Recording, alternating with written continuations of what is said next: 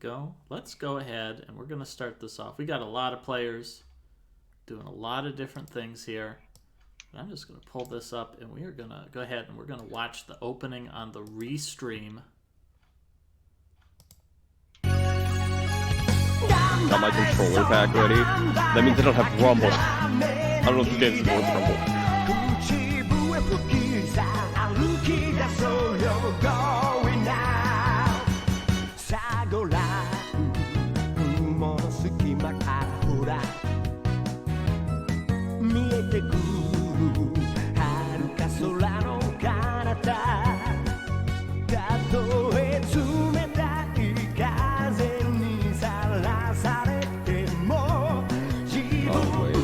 How important is this pace then?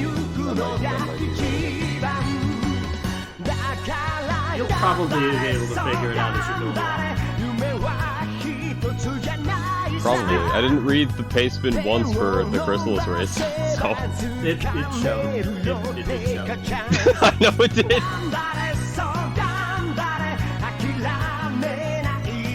What setup is Hawk? What is this? That's not plug cartridge into N64.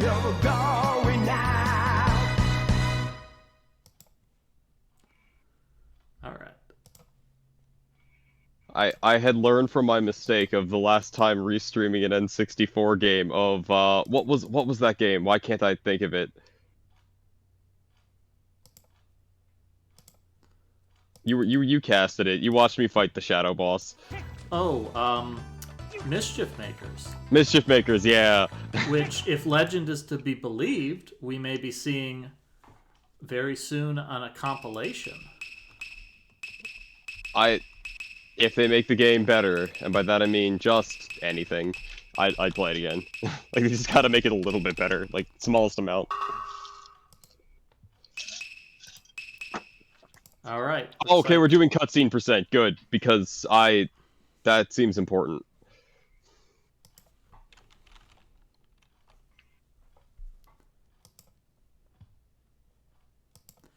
Yeah, you gotta watch all the cutscenes. Alright, I'm going to ask you to jump out because I'm going to spoil the shit out of this game, and I want you to be able to enjoy it. Alright, I'm going to go enjoy it with someone. Alright. So thank you from Alpha 5. It's Alpha 5 coming off of the end of Season 3. Hopefully you've been enjoying those broadcasts he's been providing for everybody for the last couple of weeks, as he has made a number of players play a wide variety of different games. But now we are back. We are back here with our blind segmented races. We've got coming up for you this week Legend of Mystical Ninja starring Goemon for the Nintendo 64. This is a pretty long-running series of games. This is like the 9th game in the series. And this is a pretty off-the-wall series.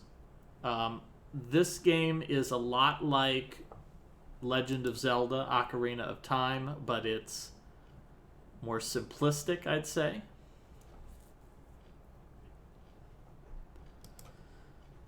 So we'll see some players moving pretty darn fast. Looks like Xenix's having a little bit of difficulty here. This is a game that uses a controller pack. The Nintendo 64 did use memory cards like the PlayStation did, but only on a couple of games. Oh, Xenix's having some trouble.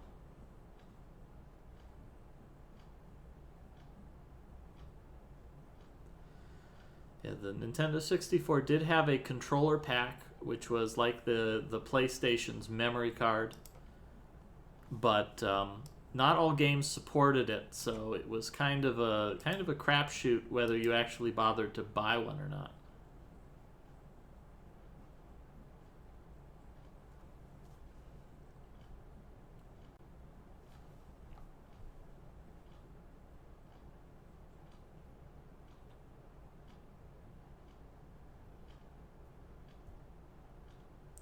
There we go. Looks like Xenix has the controller pack working now.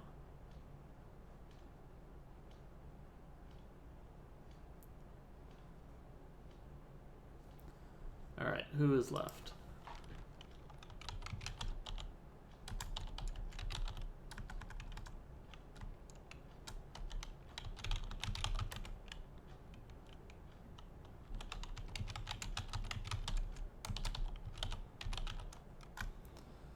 we go. That's the last one. All right, we're about ready to start here. The countdown has begun. 5, 4, 3, 2, 1, and we should see our players starting.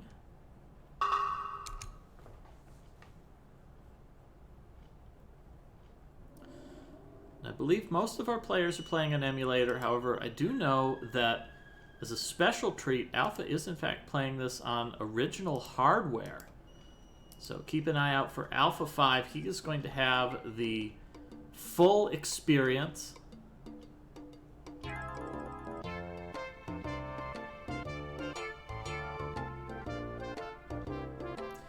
Quite a few players in today's race. 1, 2, 3, 4, 5, 6, 7, 8, 9 players. Although I am told 2 of them, Draconic Dawn and Nighty, they're farming today's race because they just think this is a fabulous game.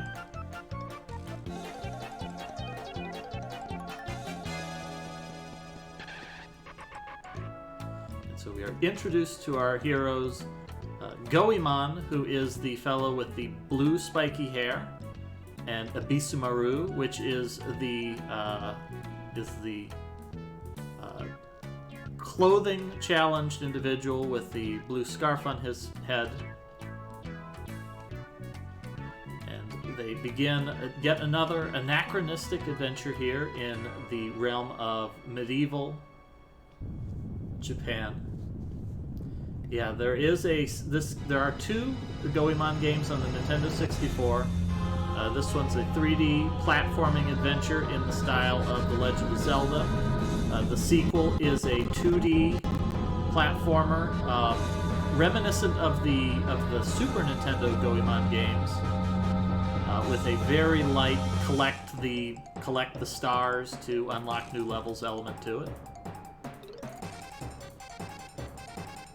The Super Nintendo games were a mixed bag. A couple of those were pretty good, like Goemon 1 and 2, and a couple of those were kind of awful, like Goemon 3 was kind of boring, and Goemon 4 was only wonderful if you really liked button mashing.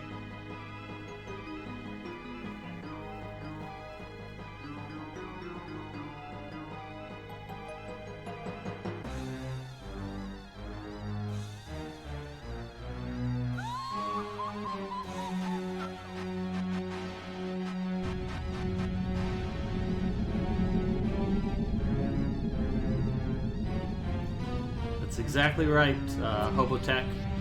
4th of July is a day to celebrate Japanese culture.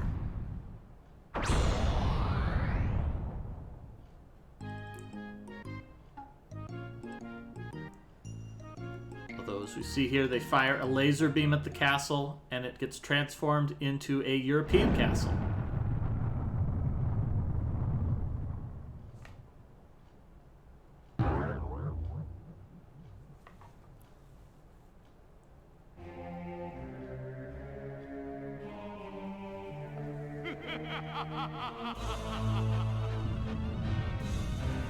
Hopefully everybody is having a wonderful 4th of July. For those who might be new here, this is the Mystery Funhouse channel. We do blind races. This is almost exclusively going to be races of games that people have never played before. So we have on stream here 4 players who they've never played this game before. I think Zenik said he once saw a speedrun of it, but the speedrun is not in any way reminiscent of actually playing the game, so that's not going to be of any help to him. And so we jumped right into it. We saw that opening cutscene, and we've immediately got gameplay here. We start off in the town of Oedo, which is the hometown of Goemon and his friend Abisumaru, who are both playable characters here. We can see Piper here already switching between Goemon and Abisumaru, who probably won't be seeing a whole lot of Abisumaru until the end of today's goal.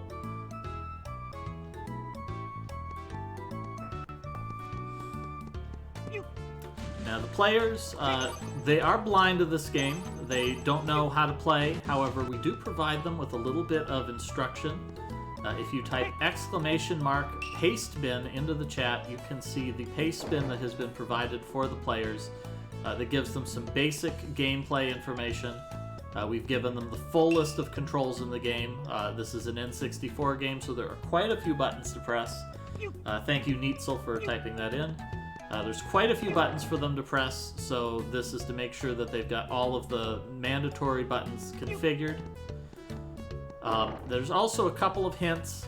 We've given them a little bit of guidance on the things that they can buy in shops, that they've been informed that they can purchase rice balls, which are basically potions, which will refill all of their health when they die. They can purchase armor, which will give them a few temporary defense.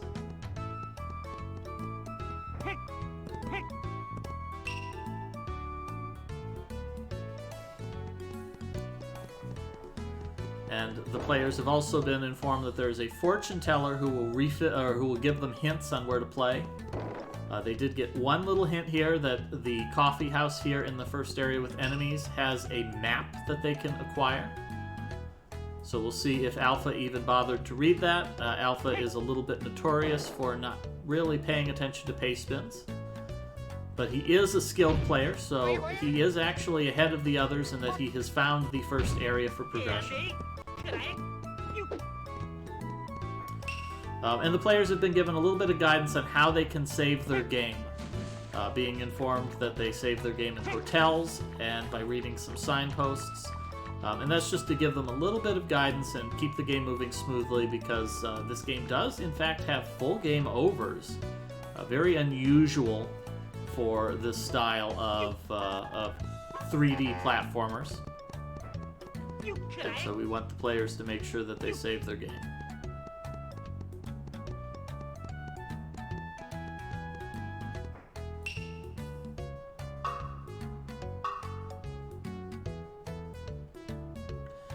So there's a lot of NPCs that the players can talk to around town. And a lot of these NPCs are not helpful in any way, shape, or form. Others are actually kind of useful and give you some hints. So here Alpha is checking out his world map. It's not actually that valuable to him right now. His mini-map is what he really wants to be paying attention to. This game is very fond of very large open areas. We can see here Alpha is on this one map here, and it's pretty straightforward. He just went in, you cross a bridge, and then you climb some platforms. But it's a gigantic area to explore. This game also tests your depth perception. Your weapons are not do not have very much range early in the game, so you do have to be careful and make sure that you swing at the right time. Alpha is picking up Fortune Doll. These are like heart containers, so the players are almost certainly going to make a beeline for one of those as soon as they see it.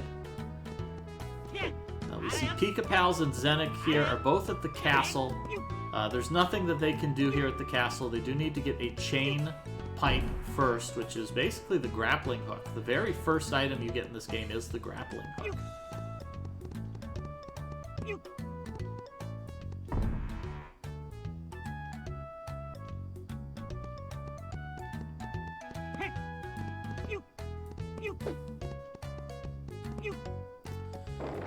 Alpha is making great time here. Alpha has found the door to Mount Fuji. This is the first area that the players need to explore.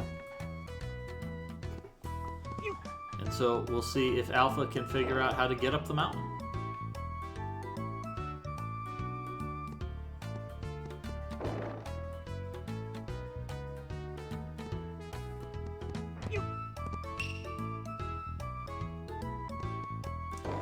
Now, I've put down a time of 2 to 4 hours. That might run a little bit long for some players. This is a pretty long, tricky game. I tested it not blind, which means that I had some good ideas of where to go. So we'll see how well our players manage to do. Alright, looks like Zenik, it's just a lantern, but looks like Zenik sees the direction he needs to go.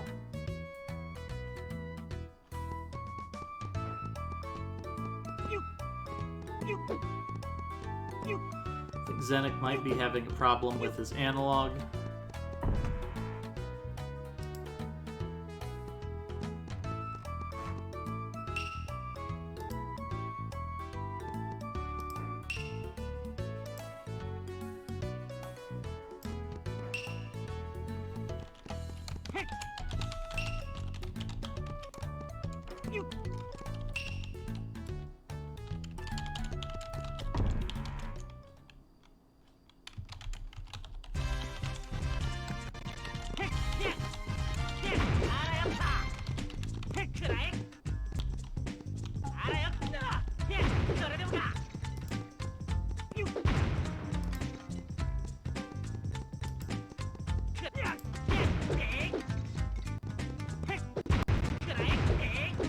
Looks like Pika-Pal's set up. Looks like Piper is set up. Zenek might have his accidentally configured to digital controls.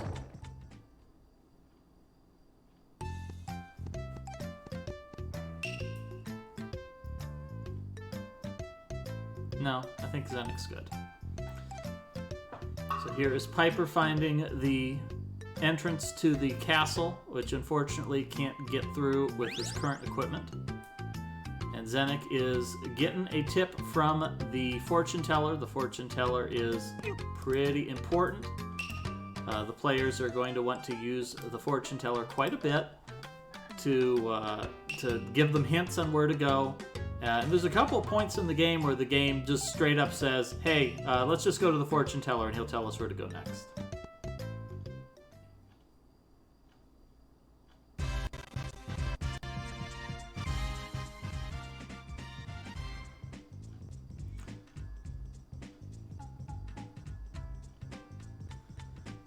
Alright, so Pika-Pals is already out into the world, and it's pretty clear Pika-Pals is using emulator because he's getting some pretty fascinating visual glitches there on the map.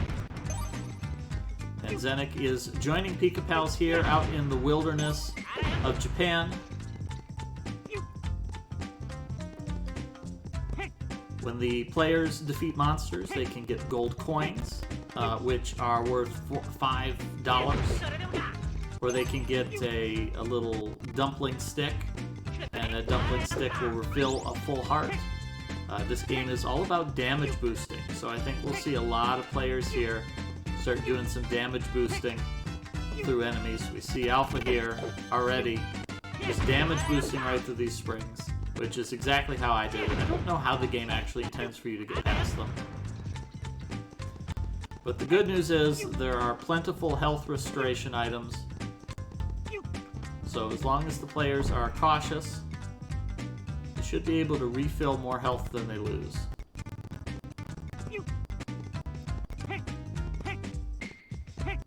Oh, here we go. Alpha dodging that enemy.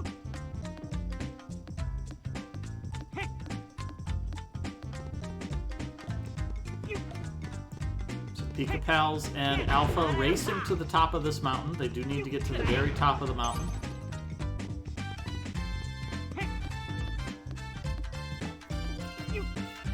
Not sure what Piper did, but Piper bought a hat.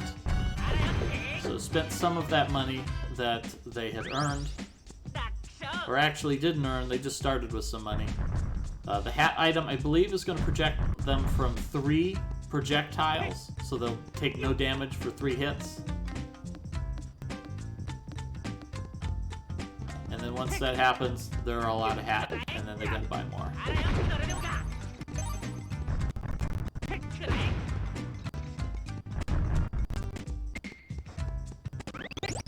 Pika-Pals really wanted that dumpling.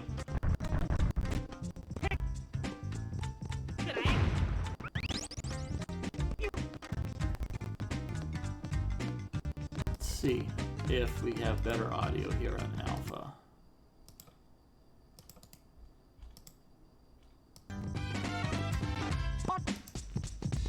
Let's go ahead and use Alpha's audio for a bit. Here we go. Alpha has made it to the top of the mountain.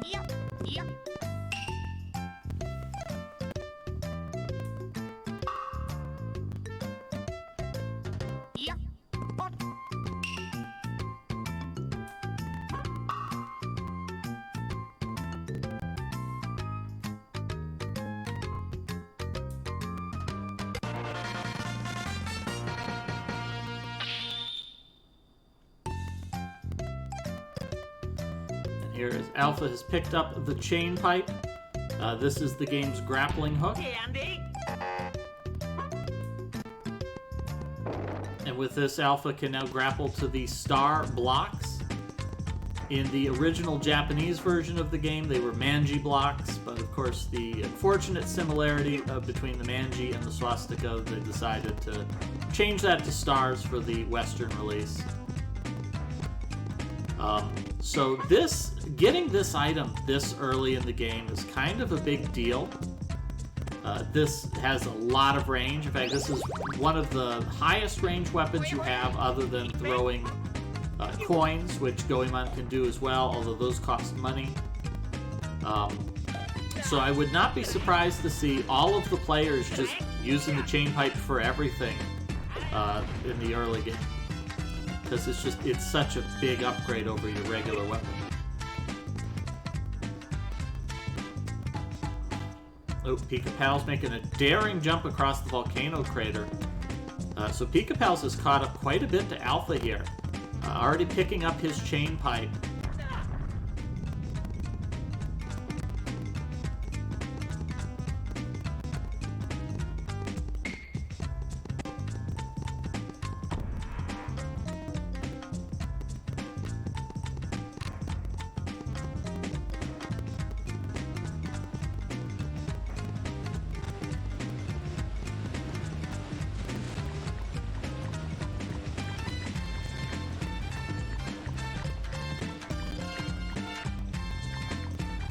Like Piper's a little bit lost here. This first part of the game is pretty confusing. The town is fairly big. It's got a couple of screens to it. There's a couple of doors. The only 3 places you can go now, there's the gate outside of town, which is locked. A couple of guys tell you you're not allowed to go that way. There's the entrance to the castle, which Piper already found. And the last place they need to go is through the door that will take them to Mount Fuji, which is just to Piper's right. Is Piper going to go that way? Oh, I want to talk to that guy. Yes. All right, Piper's going the right way. This is good. Piper's going to see a new screen here, and it's going to be filled with the fortune of exploration, and is going to be encouraged to move on and collect first power-ups. So it looks like Zenik has found his way to Mount Fuji here. Making his way up, just needs to make a couple of careful jumps here. And at the top of Mount Fuji, he'll pick up his grappling chain pipe.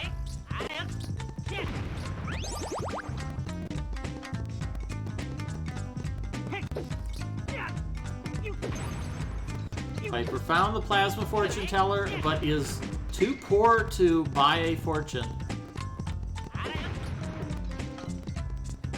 Is upset. The good news is Piper is just about where they need to be. You just need to go through the next gate. No, no. Is Piper turned around, or are they going to run and grab some money? I think that they might be running to grab some money. Just kind of unfortunate. See, Pika Pal's picking up a fortune doll here. The silver fortune dolls are like pieces of heart. If the players collect 4 of those, they get an extra heart container. There are some gold fortune dolls that they will find. Those will instantaneously give them a full heart. We'll see a few of those in the later goals, but for now, the silver fortune dolls are mostly what the players are going to find. And that's the only way that they can upgrade their health, so they're definitely going to be keeping an eye out for those, since it's basically the only items that they'll find laying around that are not mandatory, but do give them permanent passive upgrades.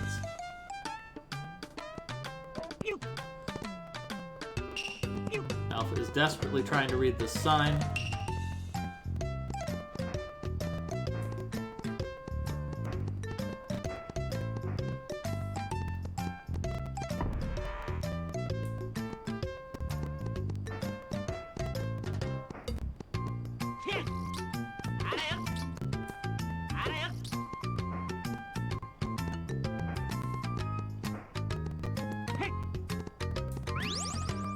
Another fortune doll for Alpha, almost to another heart container. Now, this game has a trick to using the pipe, and we'll see which players pick up on it. And that trick is to jump towards your destination.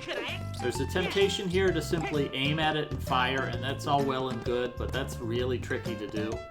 What they really want to do is just leap towards that block and shoot, and they're pretty likely to hit it on the way.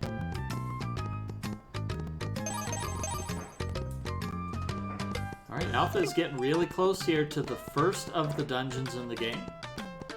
We're going to see 2 dungeons in today's goal, and this is the first and probably the least interesting of them. Also, probably the least interesting dungeon in the game. Things are going to ramp up pretty quickly once we get later on, though, so we'll definitely be getting better dungeons as we proceed.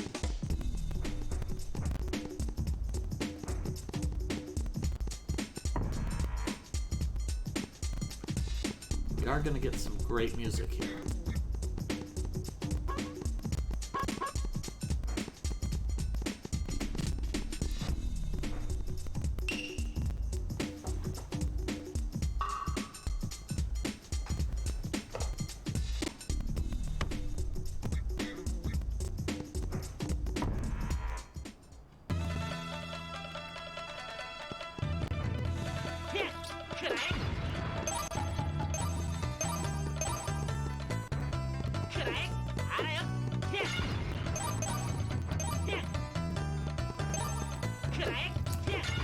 Where is Zenik going?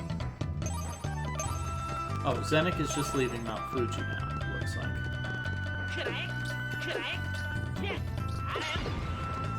Looks like Piper found some money, and now just has to figure out how to get back to the...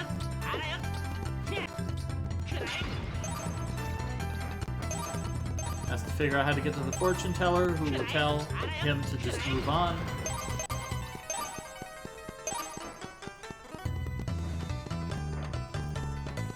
Alpha picking up a lot of money here in this first room. Money is pretty useful. The players will definitely want to save up their money to buy a rice ball when they can.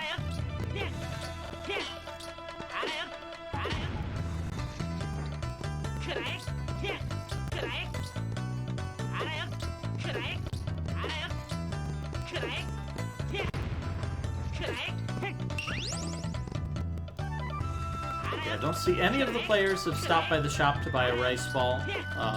Having one before they go into the dungeon would be pretty useful.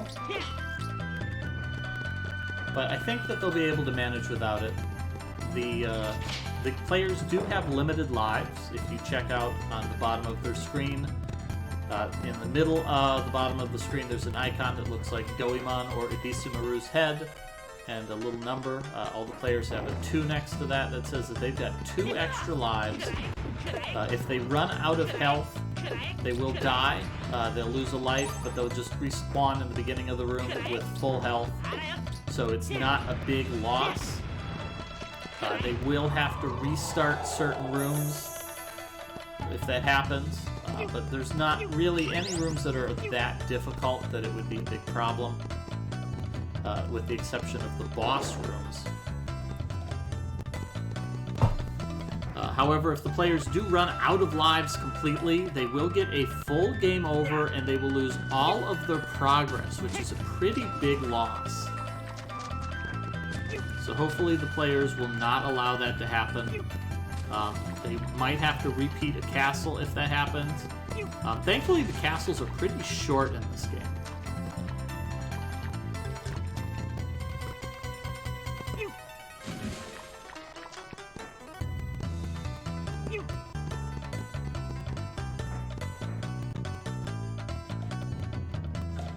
Pikapel's here getting a nice speed boost.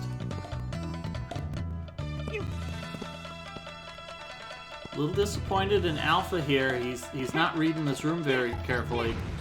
This room is just full of water. It looks like you need to carefully platform across all of these ledges, but you can actually just climb out of the water on these horseshoe crab platforms. So there's really no reason to wait for anything. You just swim across everything. Who cares? This game is pretty heavy for damage boosting. And so hopefully we'll see some players doing some serious damage boosting later on. They're just running through platforms and obstacles. Alpha is the first of our players to pick up a 4th Fortune Doll and get a upgrade to health. But Pika Pals is right on his heels. Pika Pal's picking up that same Fortune Doll. So this is looking like a pretty close race. In fact, I'd say right now Pika Pals is overtaking Alpha by realizing that these platforms are just sort of optional.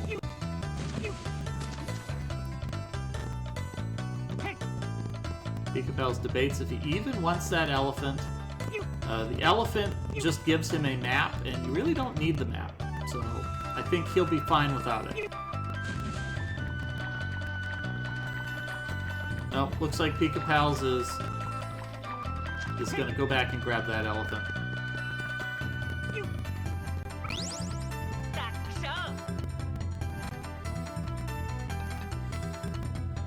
So we see Zenic Reverie saving the game outside of the castle, and we see Piper picking up the chain pipe. So even though Piper spent some time wandering around town, once Piper figured out where to go, is making up a lot of time very quickly here.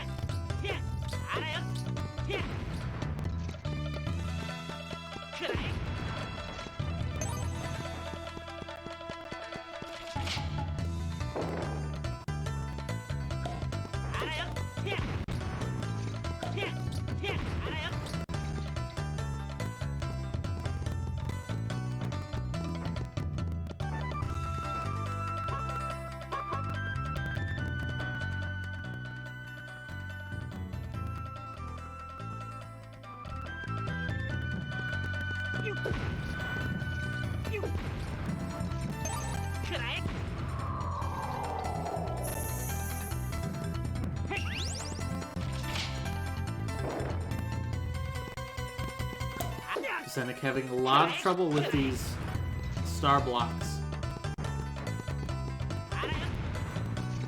These are really difficult to hit if you just try to grapple to them while standing. There we go, gets one.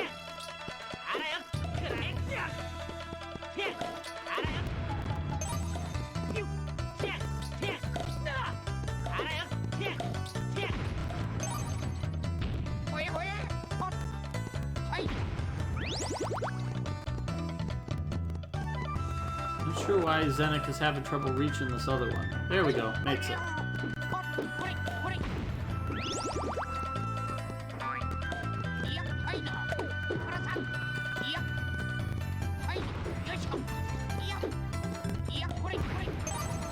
Now for figuring out the puzzle here, which is just kill everything in sight and you get a treasure.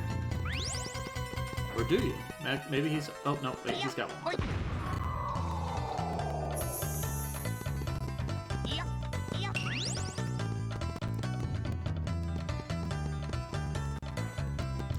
Alright, looks like everybody's making good progress here. You can see this is very light compared to a Legend of Zelda castle. A Legend of Zelda castle would make you solve a bunch of puzzles, would make you deal with a bunch of, backtrack rooms with your item. These Goemon dungeons seem to instead kind of have a design where the developers just said, hey, it would be funny if we put this in here, and so they did put that in. And then you do it. And then, you do whatever's in that room.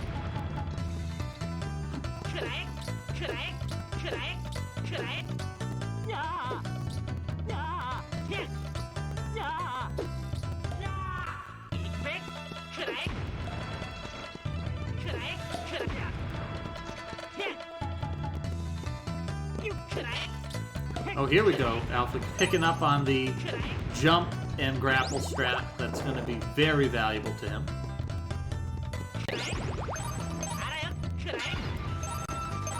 He's finding lots of money here, so he will be well stocked for a shopping trip once he gets back to town.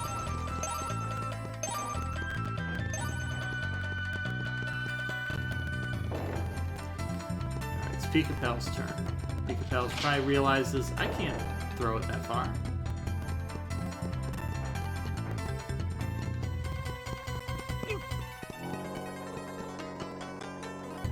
There we go. Pika-Pal's picking up on the jump and grapple strat. And then here's Alpha in a room that for some reason just has a bunch of dumplings running across, polishing the floor, and he just has to jump over them.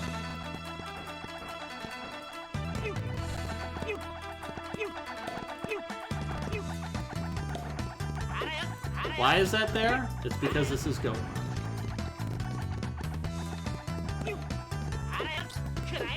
Alright, looks like Piper is back in town looking for the entrance to the castle.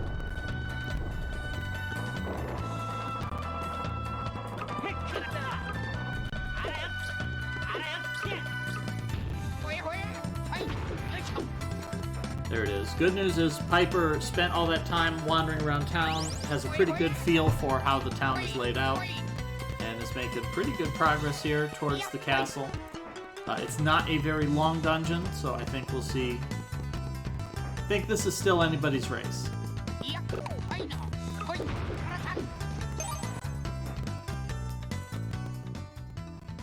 And Pika-Pals gets instantaneously crushed.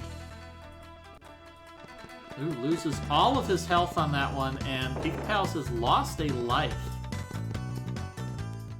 That's unfortunate. Lives are pretty precious here because they will allow you to continue, particularly on the giant robot battle stages. The good news is the players will have more opportunities to pick up some extra lives. This isn't the end of the world.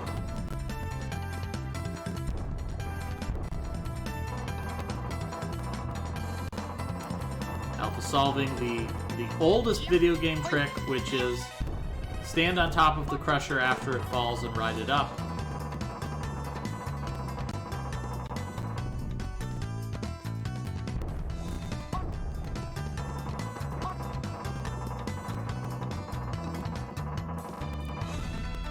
Alpha's losing time here. Pika-Pal's found that key a lot faster.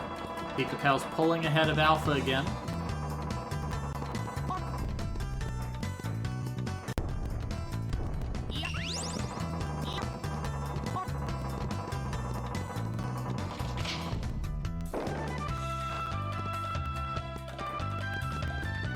Now room behind. Alpha not noticing that he could have just jumped onto that horseshoe crab platform.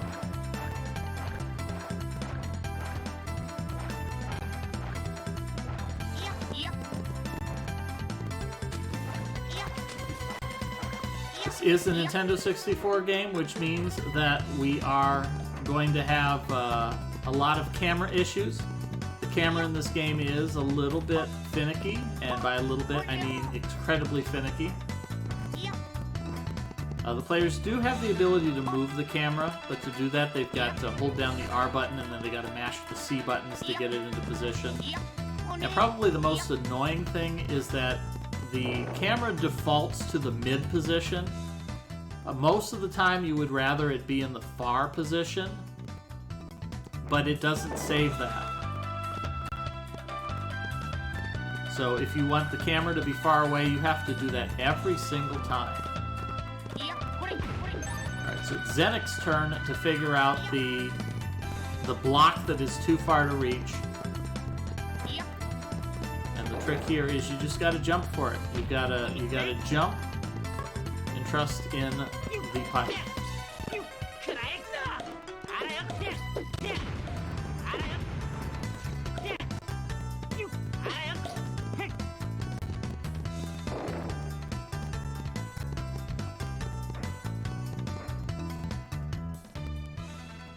There we go, Zenix gets it. It's the first major puzzle of the game solved. We see Piper is in the entryway of the castle now, collecting some money here from these jars. This is a good spot to farm some money. The game will respawn these pots if you leave the room, So it's pretty trivial to farm a bunch of money and have it for buying a bunch of rice balls and armor if that interests you. See Pika-Pal's here taking advantage of his ranged attacks. And here Alpha sees there's just this giant hand that says, no, you can't go that way. And there's nothing Alpha can do about that. If you want to proceed past there, you do have to beat the boss of the dungeon and come back. And I believe that's good for just getting one more fortune doll. This game does, in fact, have a little bit of backtracking to it. It's not mandatory backtracking, but you do have to come back to dungeons with the abilities that you unlock later on to collect some of those fortune dolls. And the game has made it a bit of a sort of a mini game that you want to collect all of those fortune dolls. If you can collect all of those at the end of the game will reward you by giving you a special boss rush.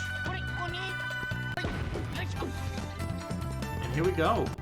Pika-Pals has reached the boss of the dungeon. This is a fellow named Baron who has a ridiculous hairstyle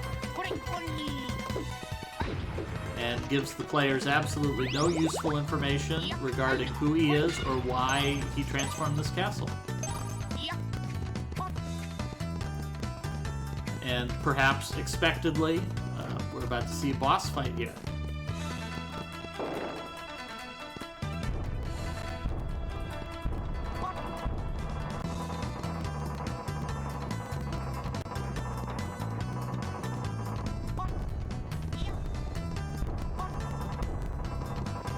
Alpha doing some risky jumping here. Alpha makes it across. Now that Zenik has his chain pipe strats down, it looks like he's having a lot easier time navigating these rooms. I say that and then he plunges into this water.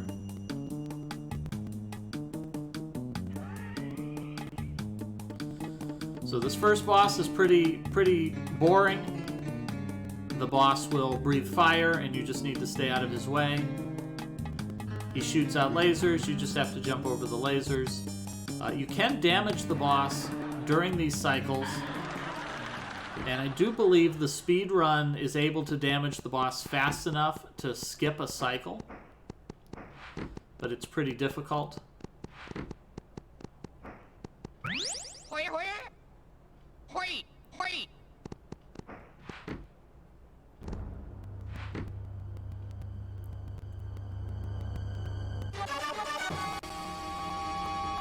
Pika-Pal's making good use here of the chain pipe to hit the boss at range.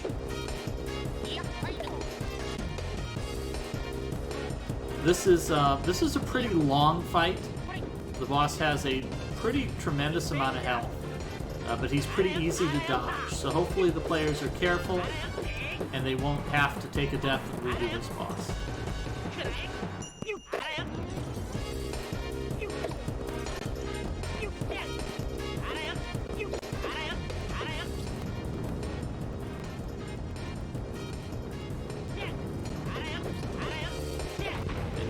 Get a sense of how far the players are in this fight by how much of the boss's head is missing. Zenik jumps right towards that hand to give it a big ol' high five and plunges into a pit.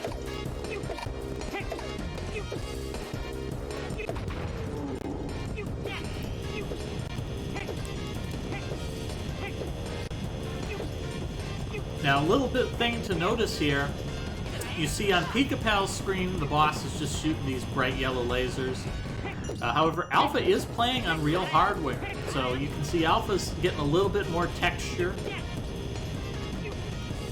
These lasers have this kind of little sparkling effect to them. So Alpha is really getting that full experience for playing on official Nintendo hardware.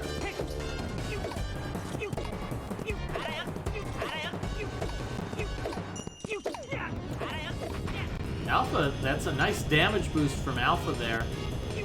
Dealing a lot of damage to the boss, although I think, yeah, Pika-Pals has defeated the boss completely and is going to be moving on. So Alpha had the early lead, but he lost it.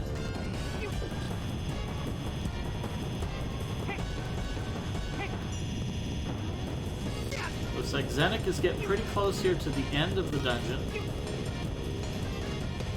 And Piper is still pretty early on, but this is not that long of a dungeon, so I think they will be on the boss pretty soon.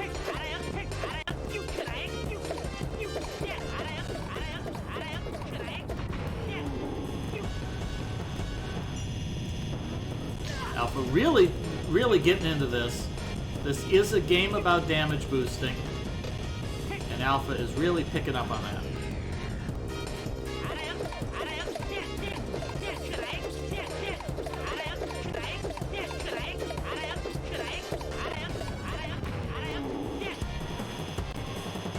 I think this might be the last cycle for Alpha. Just one more cycle and he gets it.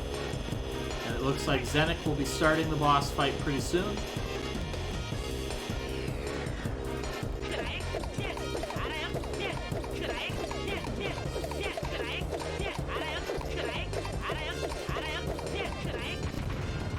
There it is, Alpha getting the next kill.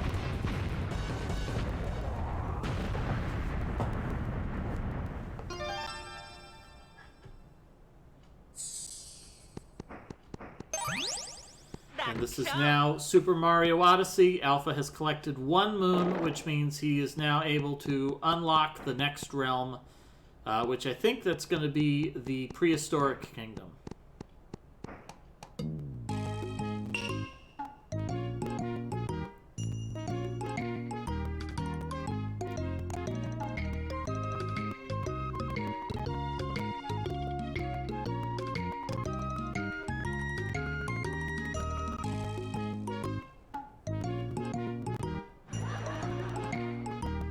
By the way, this game has a laugh track, just so you know.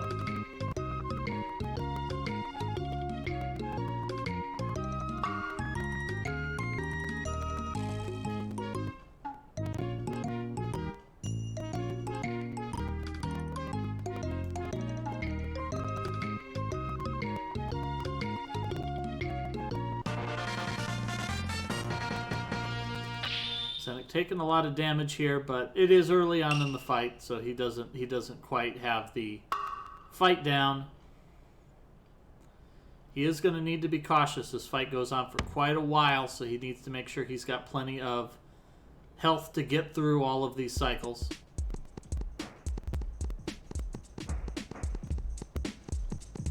Alright, it's Piper's turn for the jump. Oh! Nope, didn't quite make it. But I think the right idea is in Piper's mind.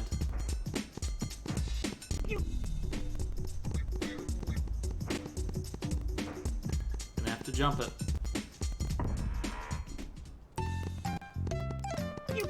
It looks like we're gonna have to jump.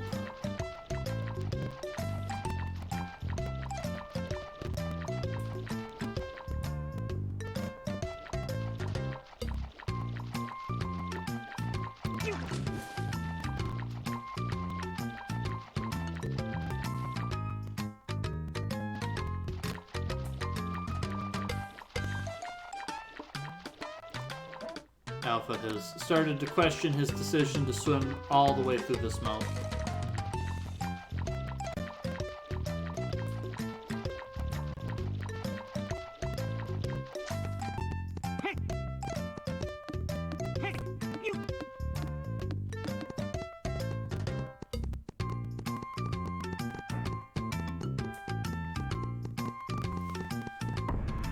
This NPC giving incredibly valuable advice that NPCs might change what they say after you've completed a dungeon. Just in case you've never played a video game before in your life and you need that kind of basic information.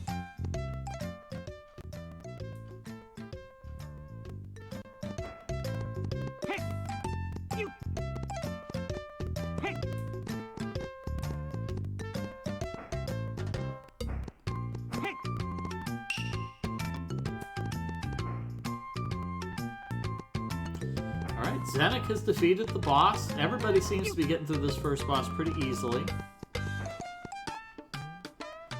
All right, Piper versus this block again. You gotta jump and you gotta strike. You're not gonna reach it if you just point yourself in that direction.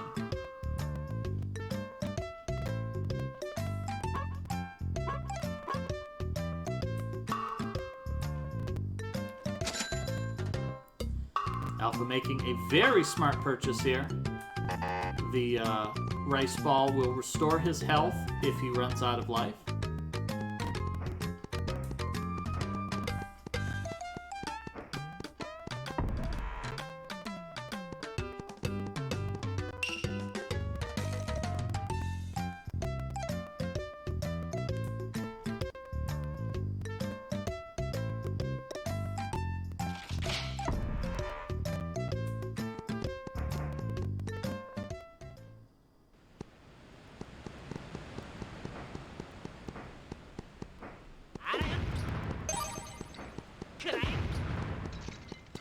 Alpha has done it. Alpha has escaped the first town.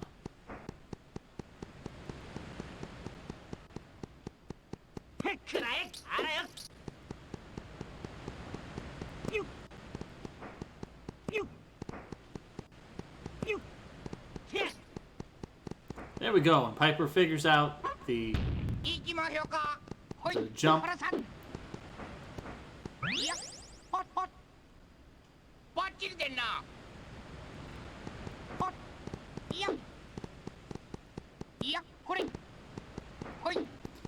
Piper was just about to jump on that elevator and said, wait, let's look at all this stuff in this room.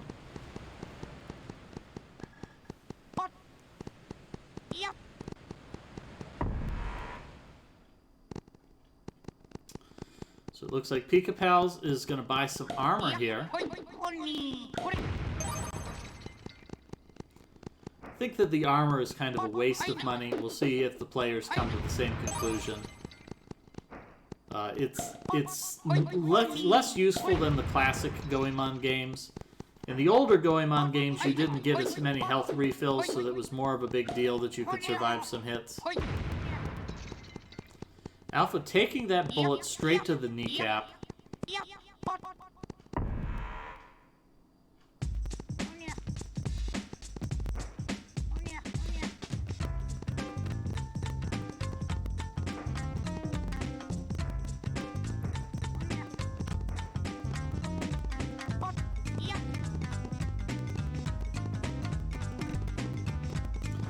Alright, we're 47 minutes in, and three of our players have completed the first dungeon and are making their way out of town. We've got our fourth player, Piper, has made it through the majority of the dungeon. I think they're pretty close here. I think they've got a couple of rooms with pressures, and then they will be able to fight against the boss. It's like Piper wisely, their danger sense told them don't run out into this open square. That did save a life because these crushers are one of the rare objects that appears to kill the players instantly.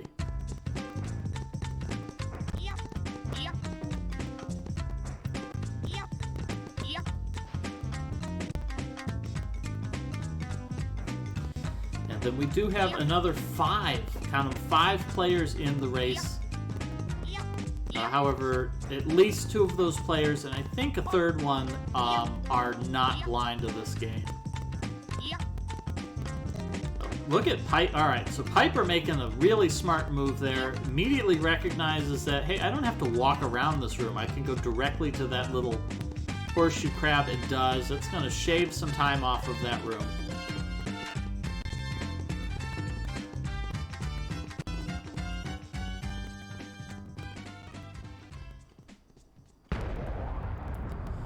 Alpha 5 is marching up this hill, and suddenly there is a gigantic explosion.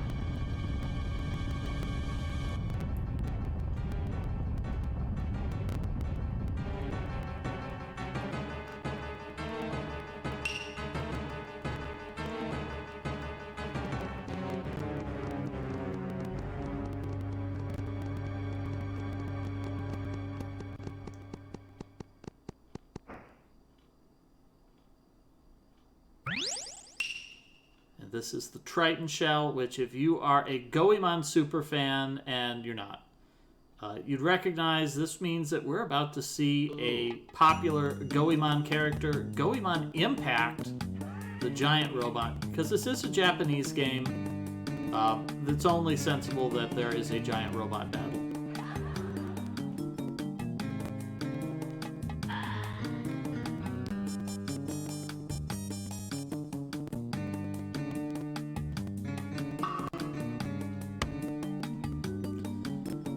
Game helpfully allows you to save your game right before your first giant robot fight.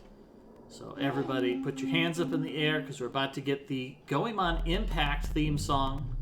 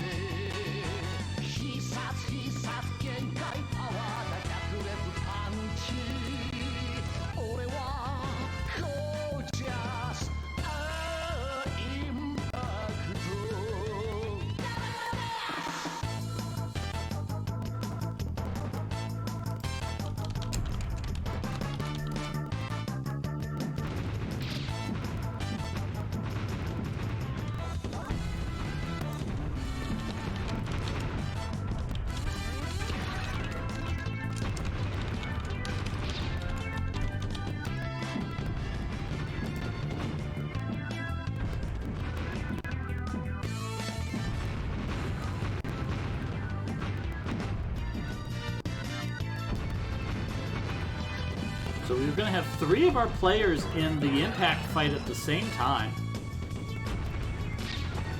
The Impact battle has 2 parts to it. The first part we see Alpha in now. The player has to jump over bridges and holes and smash buildings, and that will get them money and health that they can use in the boss fight. Or if you're like Alpha, you'll just crash into everything. Apparently the Japanese version of the game would have the laugh track play whenever you fell, and for whatever reason they decided to take that out of the English version.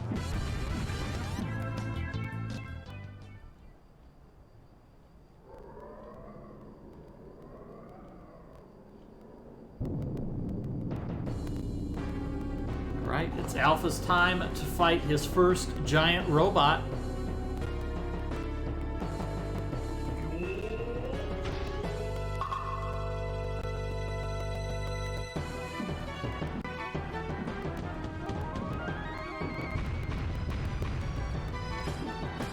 Hopefully Alpha read the pace spin so he knows how to use his grappling hook, because his grappling hook is pretty important.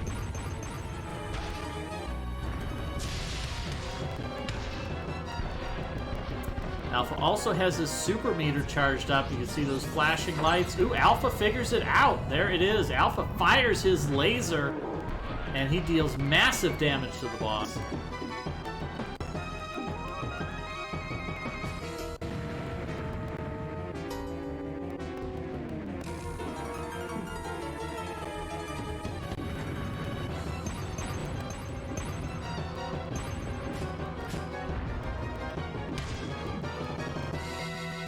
Doing a combo there. Alpha doing pretty good here. He's dealt some good damage to the boss. He gets a nice little combo there. Charges up the laser, catches the boss on the way up. Well done there by Alpha.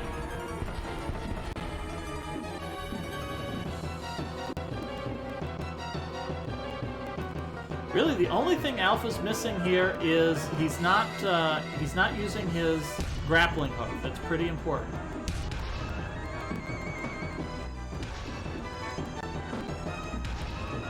He's He's also not firing any nose bullets. So there's it there. He figured it out. He was listening and he figured it out.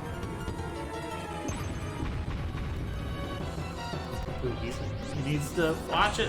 He's hurt pretty bad. He's got the boss pretty close. If he can get off one more laser, he'll have it.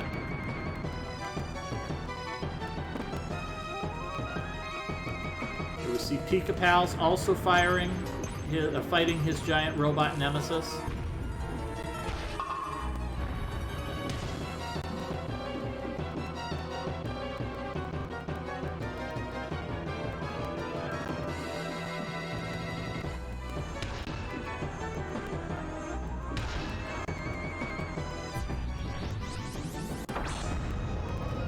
That might be it. Alpha might have it. There it is. Alpha manages to defeat the boss on his first try. Doesn't even use his grappling hook.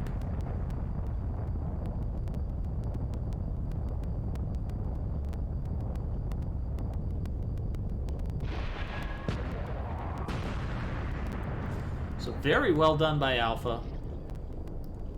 Particularly, remember, this is a blind playthrough. Alpha's never done this before, so managed to pick it up on his first attempt. There we go. We see Zenik using that grappling hook. That's a pretty big deal.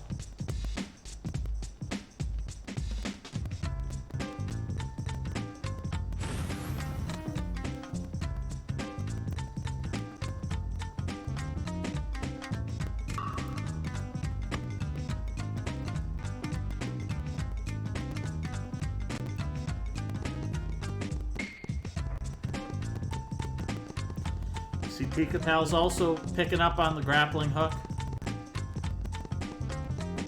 Ooh, nice punch-punch-kick combo there for Pika Pals.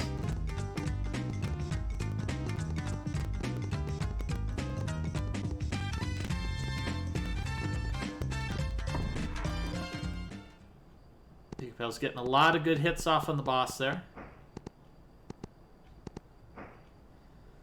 Struggling a little bit to use that laser though. Ooh, Pika's taking a lot of damage here. Needs to be careful.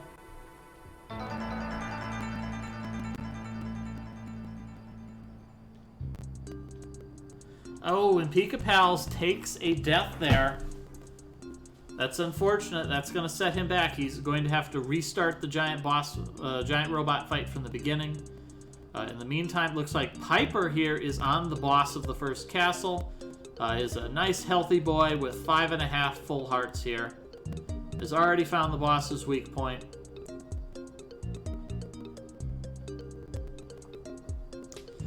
It's looking like Zenik is probably going to have to redo this fight as well. Oh, barely manages to survive there. And that's it. Zenik also going to take a death. Unfortunately, that means he's going to lose a life and is going to have to redo this fight. Those lives are a little bit precious, because they will save you a bit of a mistake in a dungeon. So in this next town, Alpha has unlocked a new character. He has unlocked Yae, green-haired female ninja. And as we know from playing Worm, that the best characters are green-haired female anime characters. So this means that this is a good game. We just need to find a penguin, and this game will be Mystery Funhouse approved.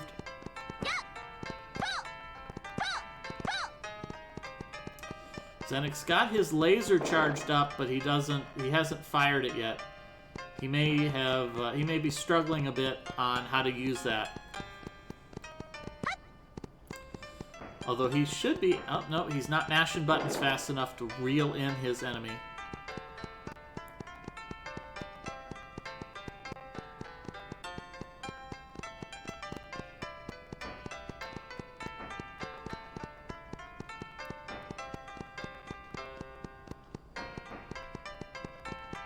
There we go. Zenik mashes the buttons and he reels in his enemy. Gets a nice 4-hit kick combo there. Piper is doing nicely here. Has lost 1 heart. Still has 4.5 to go. Meanwhile, this boss has lost most of his right eye. So I'm going to say that Piper is winning in this exchange. Pika Pal's getting the kill there. Pika Pals is going to be moving on, trying to catch up with Alpha. We've still got another dungeon before we're done here.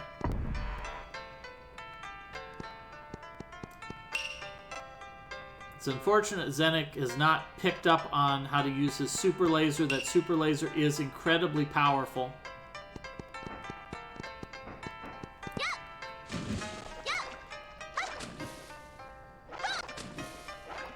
Oop, misses the kick there. That's unfortunate.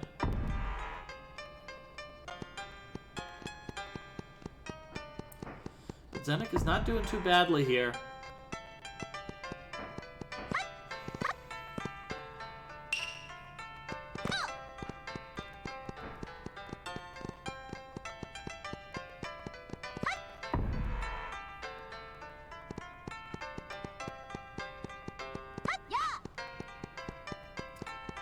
Piper's taken some damage here, has lost 2.5 hearts. Oh, it lost another one there. Needs to be careful, but alright, there we go. Piper gets the kill, so it's okay. Everything is alright.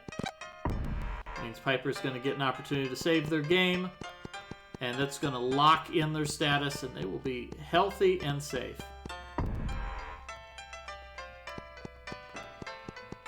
Zenik also smartly using his nose bullets to destroy these projectiles. That is safer than hitting them with direct attacks.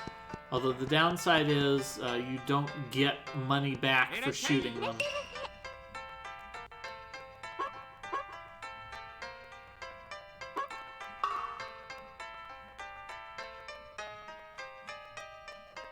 Alpha's gonna eat some sauced dumplings. This game is a culinary experience as you get to travel from town to town and experience all this wonderful Japanese cuisine.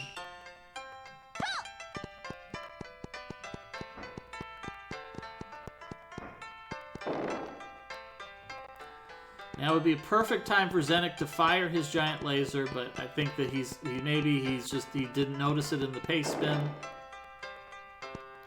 Or he's just given up on it since he's doing so well so far. I think he's going to finish this fight. But he would do a lot better if he was shooting his lasers.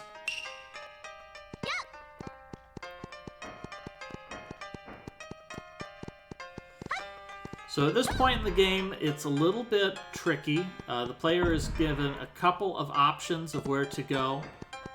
To progress here, the player does need to go to the river, and there is a section of the river that can only be reached by running downstream, and that is going to unlock a mini game that lets them continue the story.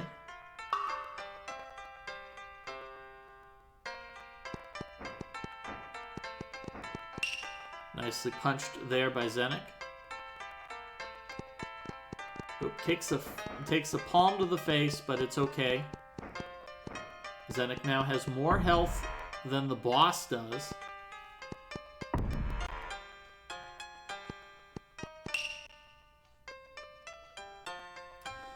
So we are 1 hour of the way into this race, and I'd say the players are about a third of the way through the goal, so they're making pretty good time here.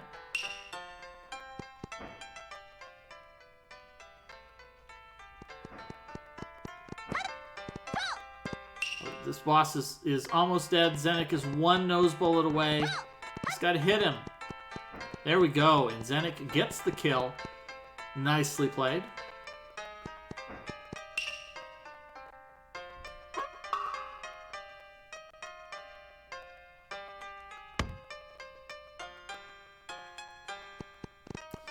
Alpha taking a moment to stop at the hotel and save his game. Wisely done.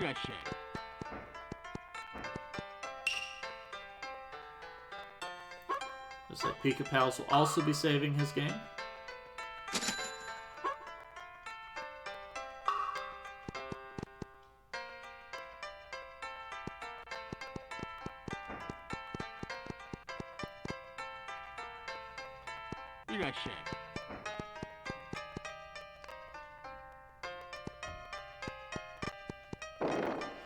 Piper here is taking the conservative strategy of immediately going to the fortune teller and being told the next objective.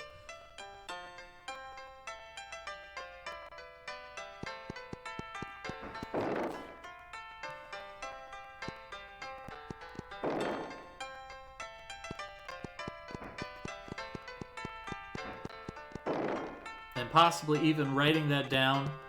A lot of the objectives you're going to get in this game are going to tell you to go to very Japanese-sounding places that will be difficult to remember.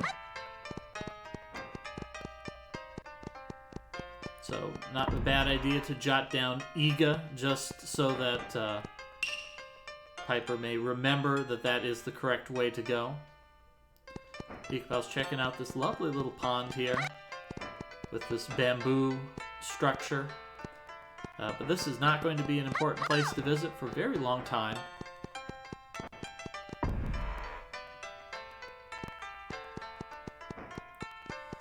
Piper would actually be pretty wise to buy some food there. Or to buy some food at the coffee shop.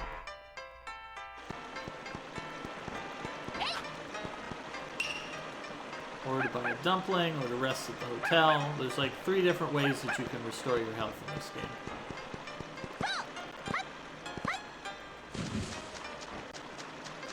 Piper's not going to invest in a rice ball. I think that's a mistake. I think it would be a good idea to buy a rice ball.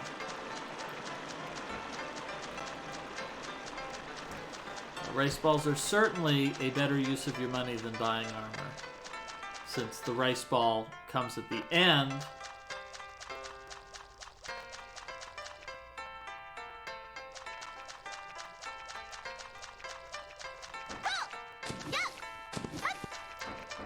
Piper staying at the inn. Of course, this is a Goemon game, so you get your choice of hotel rooms, and so you just cross your fingers and say, well, I hope that's the one that's going to fill my health.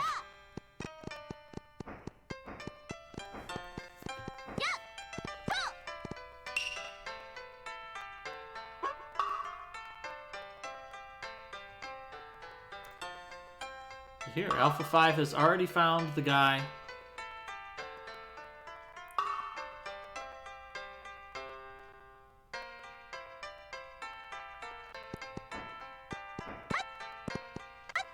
And now it's minigame time.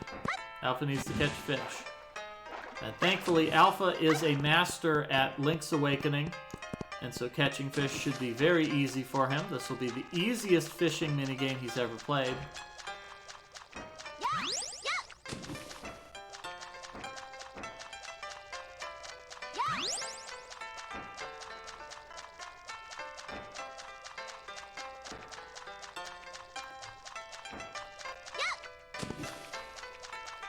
Gotta go to another screen, Alpha.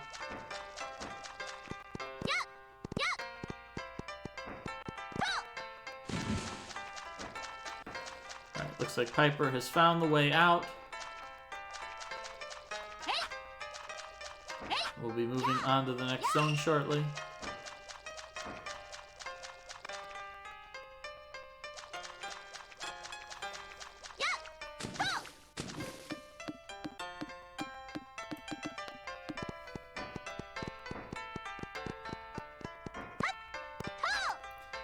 Listen to this lovely little Japanese tune.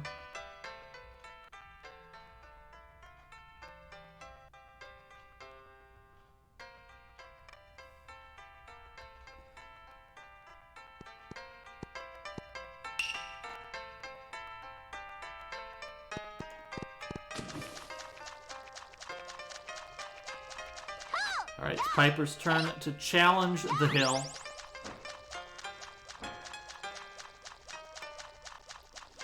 Zenek not purchasing rice balls. I think that's a mistake.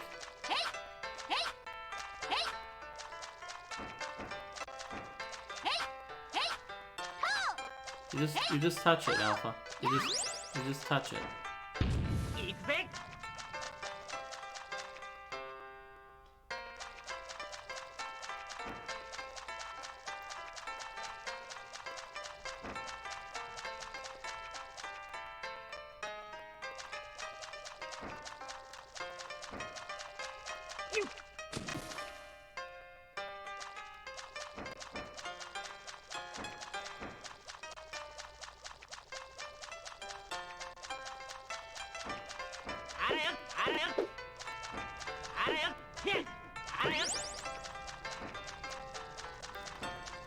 Alpha must think that he needs to to attack the fish, but you just touch the fish.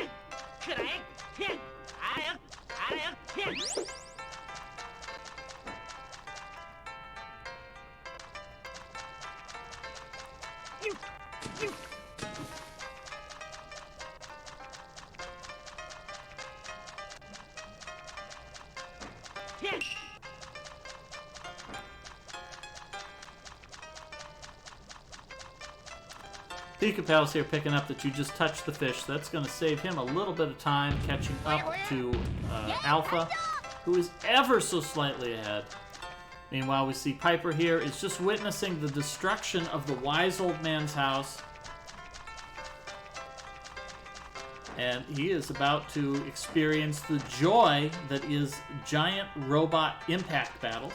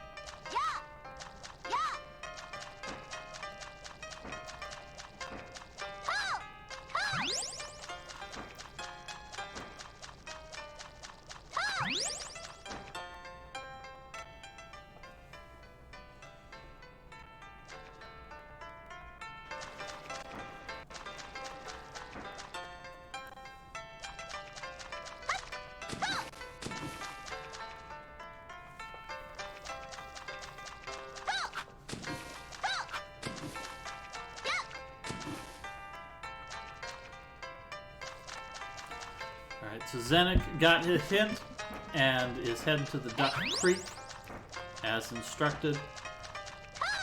It's good that the players have their mini-map open. That's a big deal. The mini-map is going to help you a lot with figuring out where the heck you're supposed to go.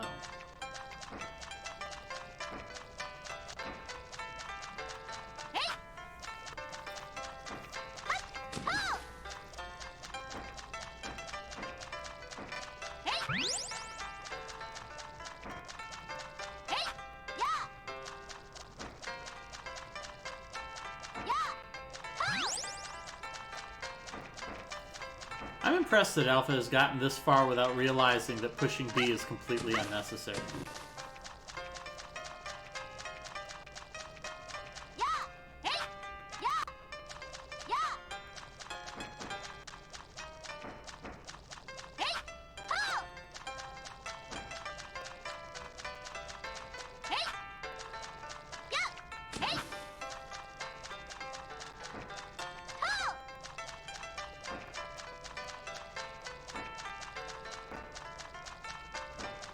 Although it doesn't help that these fish have terrible hitboxes. So Alpha has probably done what he thinks is touching a fish several times and has missed it. Alright, he's good to go. He has finished up his fishing minigame.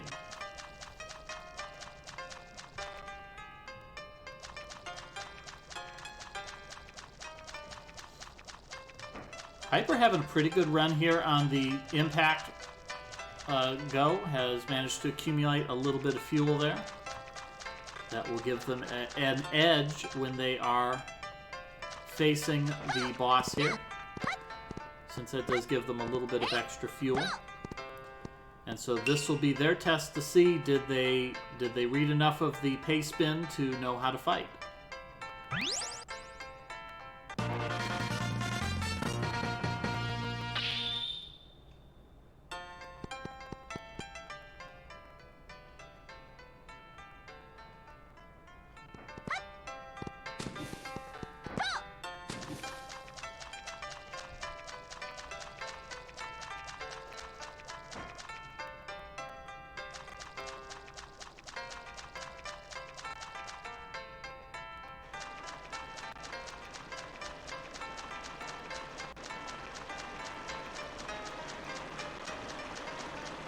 Piper not doing too badly here to start with. They do have a fully charged gauge, so they can fire their laser now. Although they may not realize that that's what that flashing light means.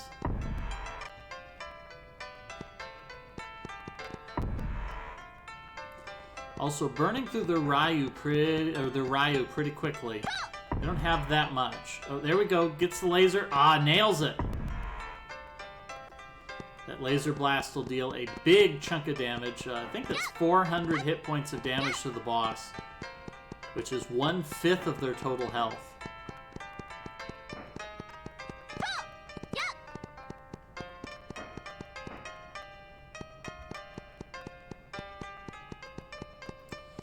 Piper is burning through their money pretty quickly here. Although thankfully the money in the impact fight is not the money that they have normally. So it's not as though they're using that up. Oh, misses the laser. That's unfortunate.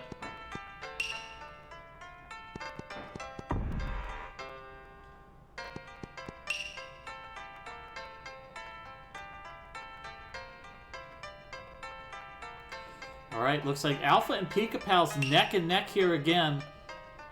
Here is one of many, many games we're going to see in this game. They have to throw logs and hit the boss.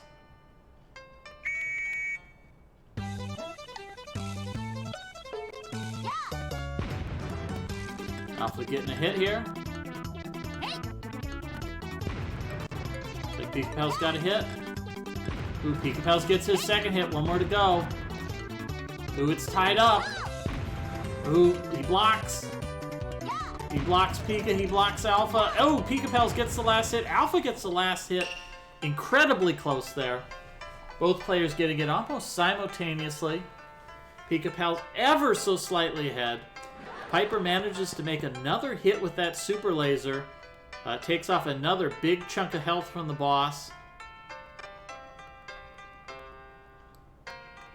Piper picking up on...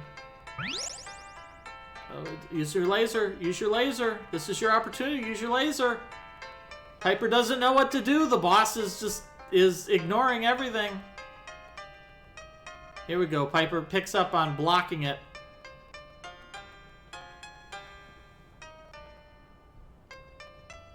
Two more laser shots will finish him off.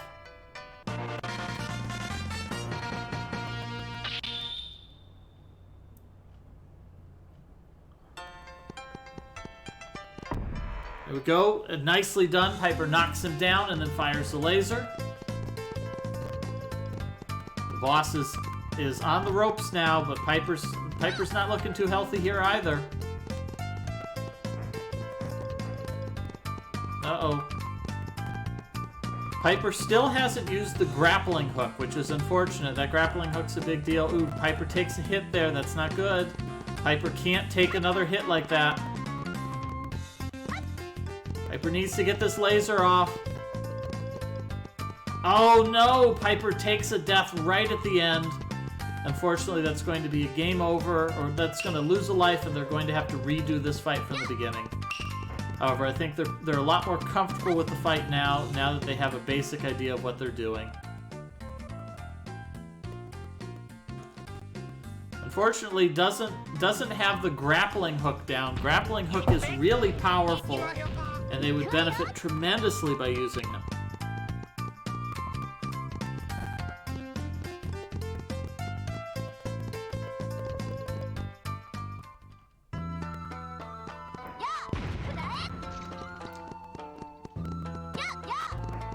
There we go. Piper is wisely knocking the boss down to ensure that the laser beam hits.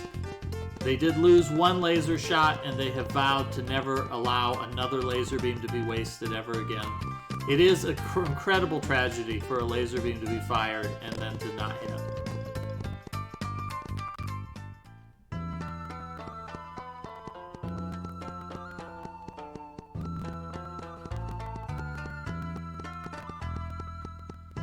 Pika Pals discovers a little shrine here in the bamboo forest.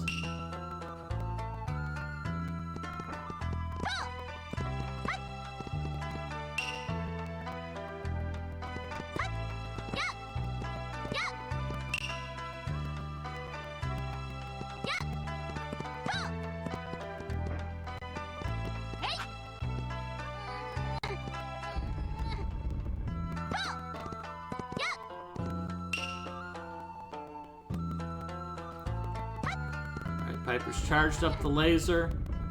Manages to stop the boss's doppelganger attack.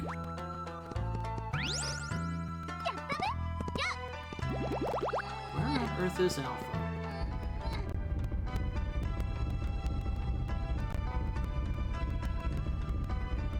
Piper charges up the laser. Oh no! Is just slightly too slow.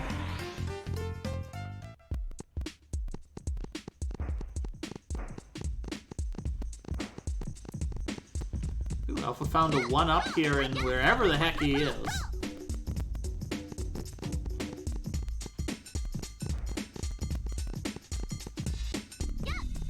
Piper manages to hit the boss with a laser beam. Has him down. He's about 1 laser away from death.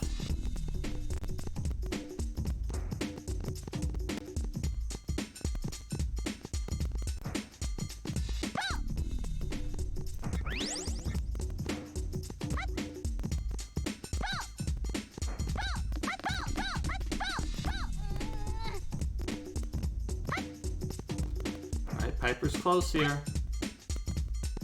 Knocks the boss down. Gotta fire the laser. Charges it up. Okay, manages to hit the boss. That was good. His backflip doesn't save him. And there we go. The boss is defeated. And with that, Piper will be moving on to the next town. Looks like Zenik has defeated Benkei by throwing the logs at his ankles.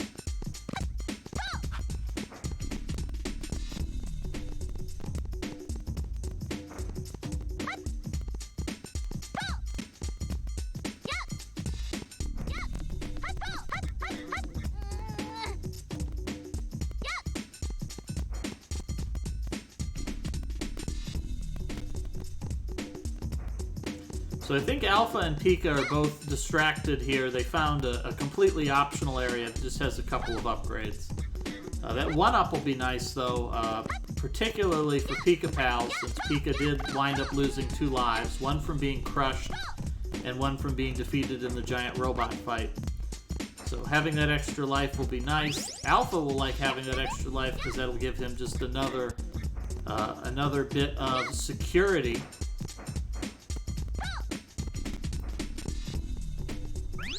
Picks up the fortune doll. And that's it. That's everything here. He is done-a-rooski.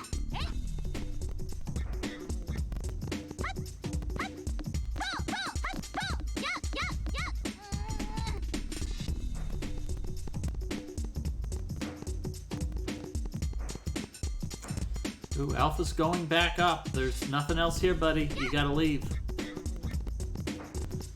Like Piper picking up Yay, the ninja secret agent.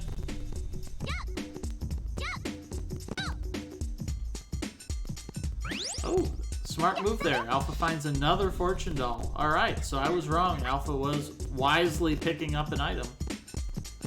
Those fortune dolls will make him a little bit safer later.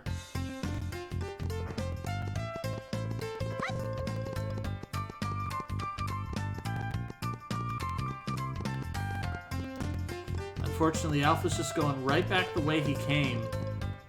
He needs to take the other path in order to find his way to his next destination.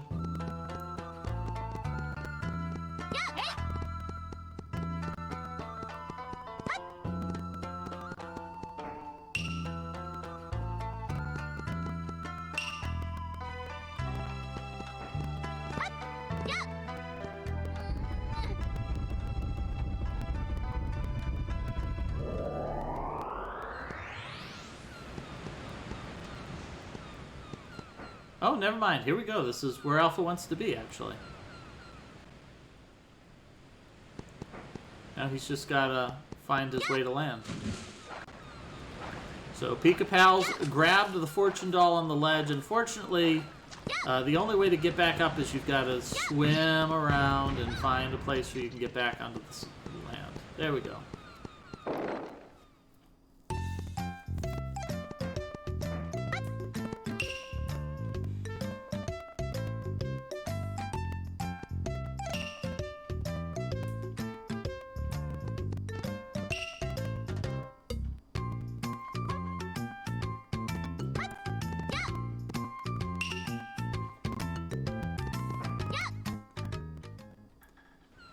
Pika Pal's making it to his next plot mandatory destination, the travel agency on the top of the mountain here. And it's time for another boss fight.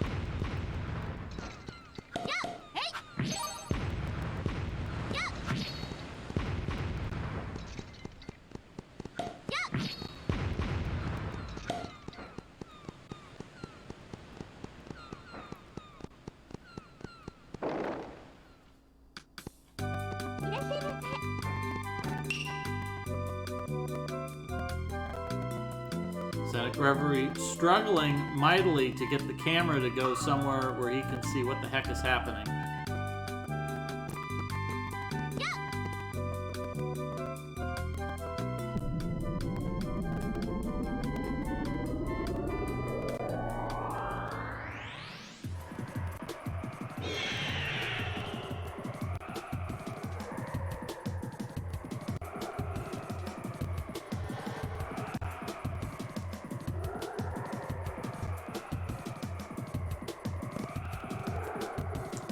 Zenek really wants that fortune doll.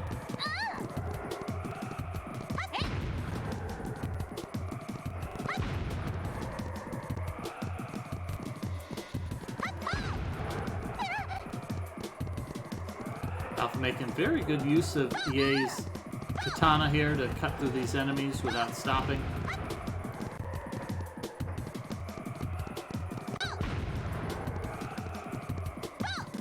Pika Pal's fighting against the boss. Wisely, he's using the chain pipe to get his extra range.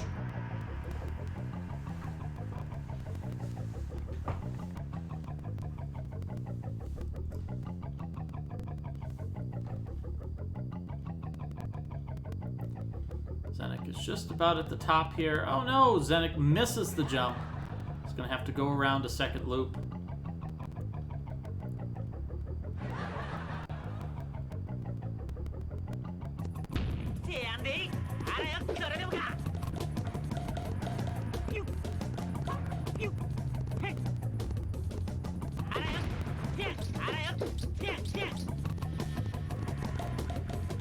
Zenek grabbing a 1-up to replenish one that was burned during the boss fight.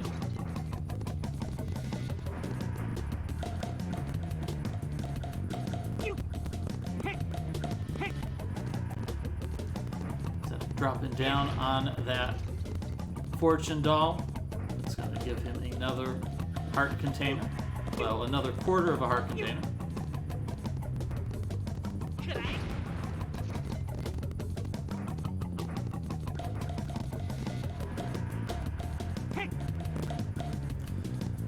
So here is Piper in Zazu Town. Players are going to be visiting this town quite a few times throughout the game. So hopefully they pick up on the layout of this town on their first visit, because they're going to be back.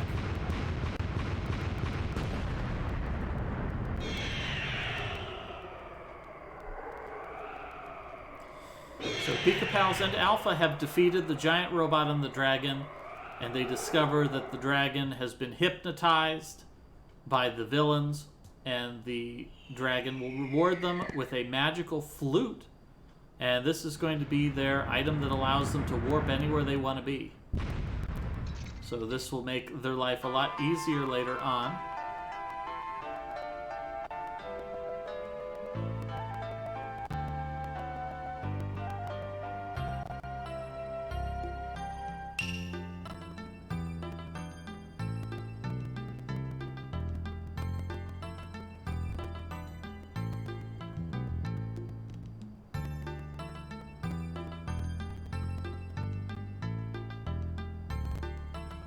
Zenek scrambling to collect all these coins before they crash his emulator.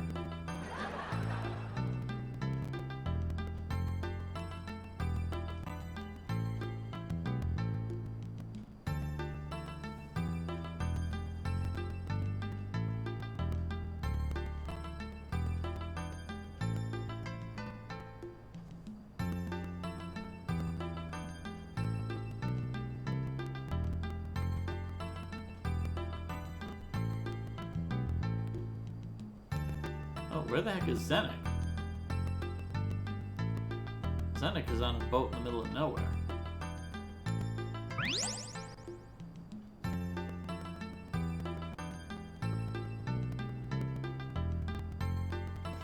So Zenek has found his way to a strange place.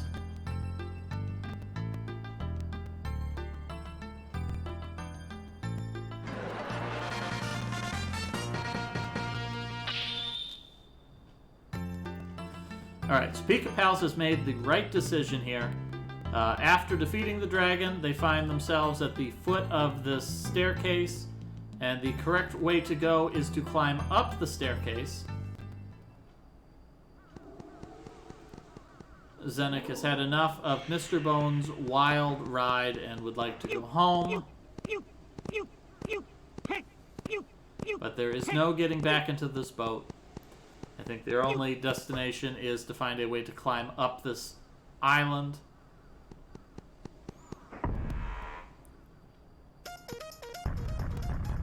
Alright, so both Pika Pals and Alpha are going the right way. They do want to climb up this mountain. There is a very critical item on this mountain that they need to collect, lest they get to the next dungeon and find themselves unable to proceed. What is Zenek doing? Oh, trying to kill the stupid thing.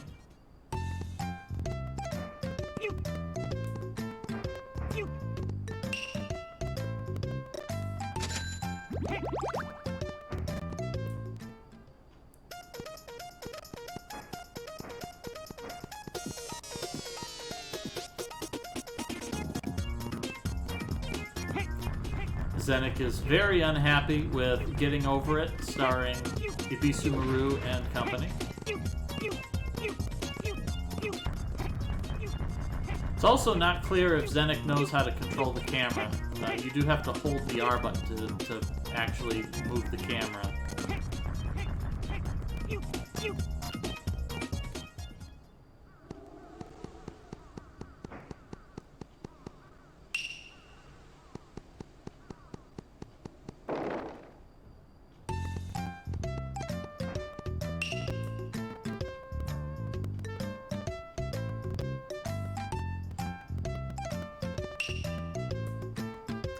Alright, all of that got Zenek a single fortune doll. And hopefully they just walk through this. Alright, thank God. They walk through that arch and that takes them somewhere else.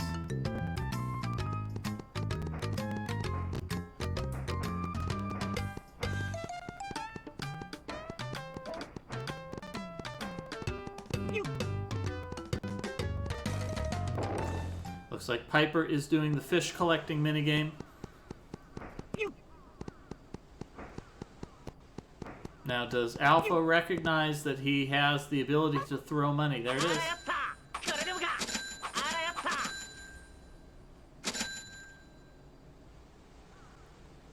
Alright, so both Pika Pals and Alpha figuring it out. And the reward is the Medal of Flames. This will allow them to hold the button and charge up.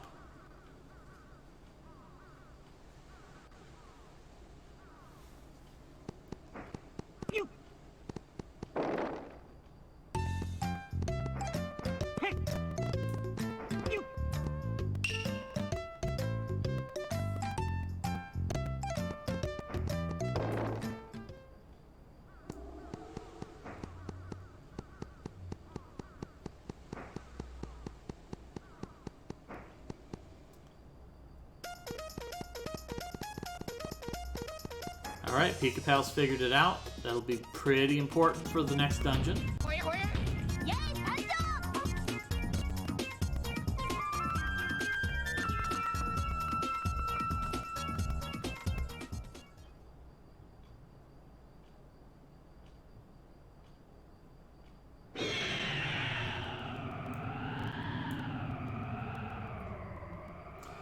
This is an interesting choice. Both players are using their flute to travel back rather than go to the bottom of the mountain.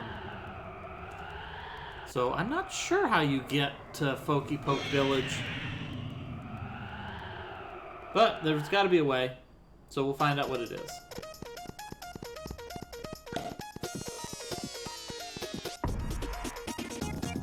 Oh, here we go. It just took them to the top of the mountain again.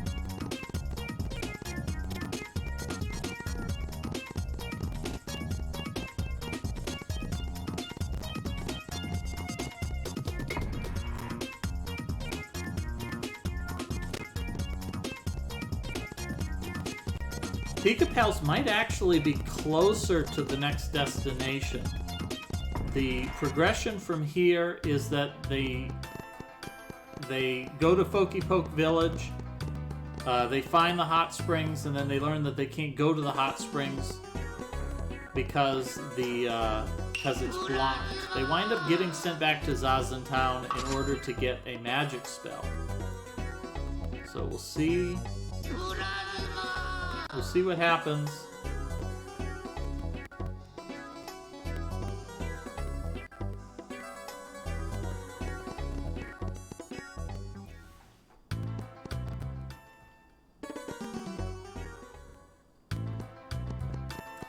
So the players are making pretty good time.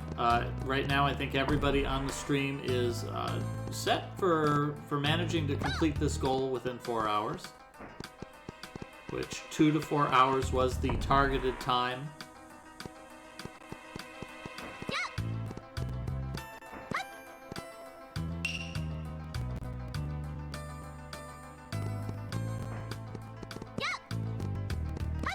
Piper finds a door that cannot be opened to gate their progress and prevent them from skipping ahead. Pika-Pals has found an interesting place here, but there's nothing he can do. There's no way to jump up to this ledge. Well, no way that they're supposed to. There is a trick that they can use to get up there earlier, but that is a cheat that they don't need to do.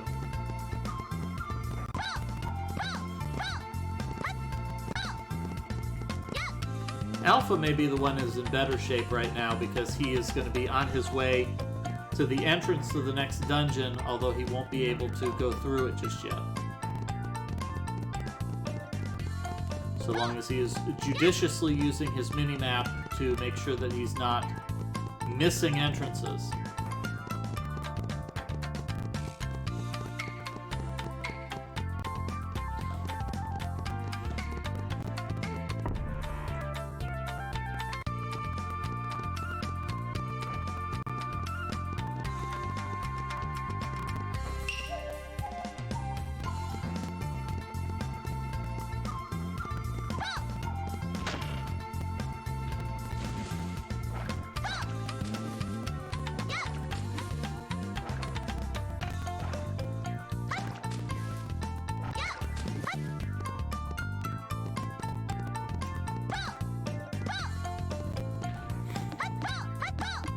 Alright, Zenik is fighting the boss.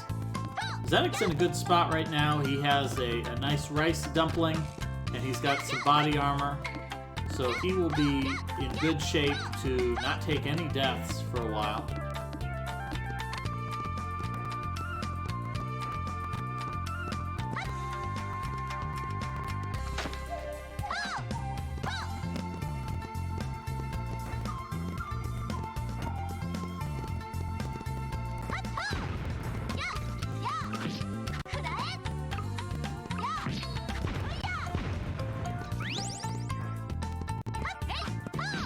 Pika-Pal's enjoying the slowest fast travel ever implemented in a video game.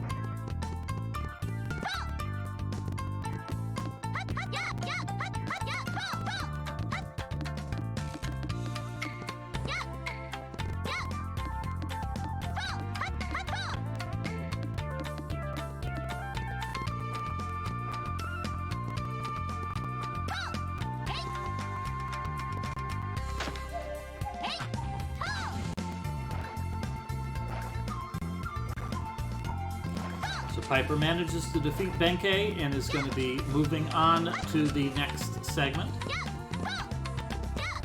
which will be searching for the dragon. It looks like Alpha's having a little bit of trouble here crossing the bridge. The sign says cross the bridge quietly, but what it's really trying to hint to you at is that you want to be using the analog to tiptoe across the bridge to avoid breaking. I do think it's possible to just jump across the bridge very quickly as well. That you can jump on and jump off and manage to do it.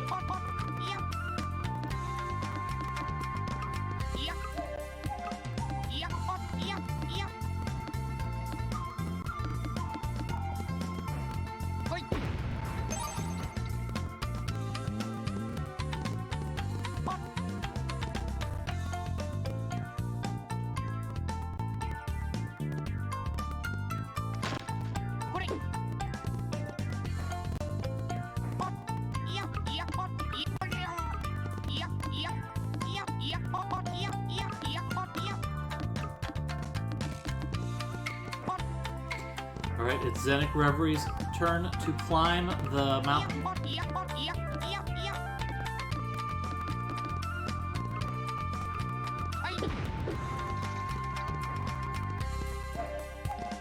So if Piper goes right, they'll find the stone that they can push for some items, and if they go left, they'll just move to the next destination. Looks like they're also going to go right and find the stone.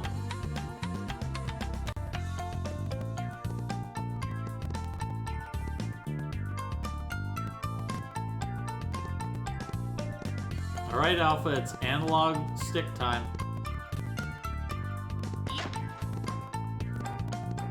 Alright, is Alpha going to just go for a run and jump across strats?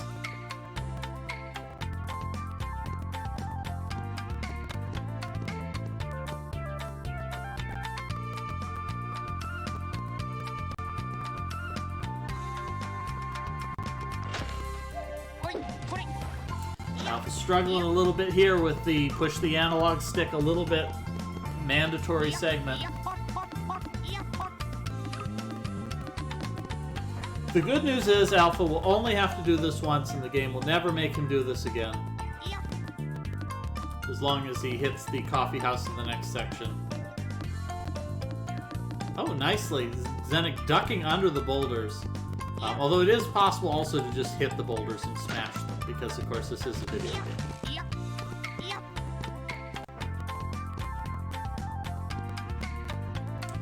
Piper's back in town. What is Piper doing in town? Looking for a save point, maybe?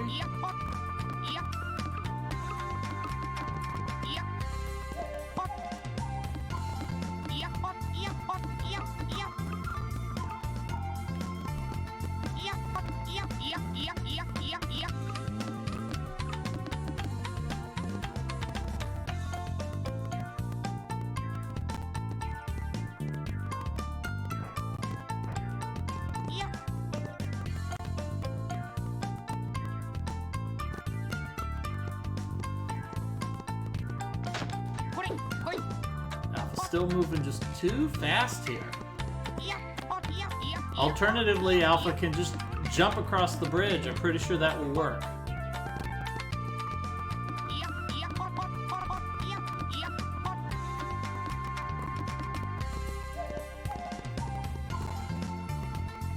Piper taking a moment here to get a guidance.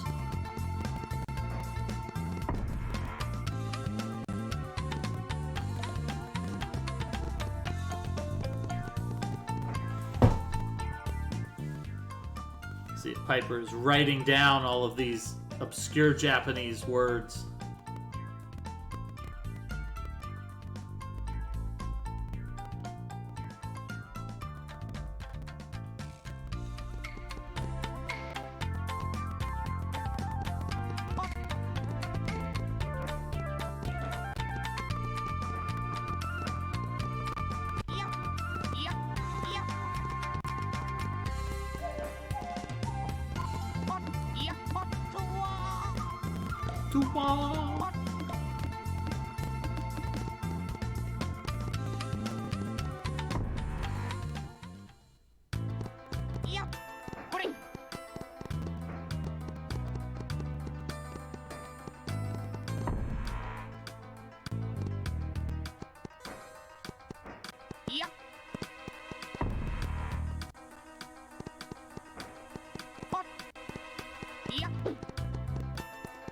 Zenik receives the blessing of the god of money.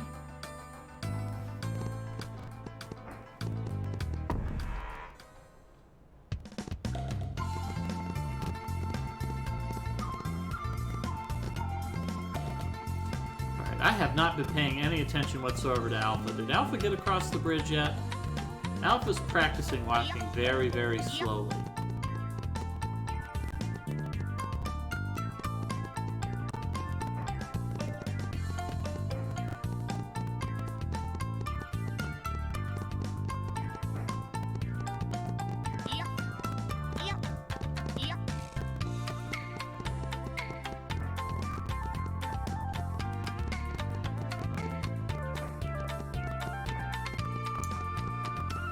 Yeah, it's a little bit of a tricky part to get across there. All right, it looks like Pika Pals has made his way... Where is Pika Pals?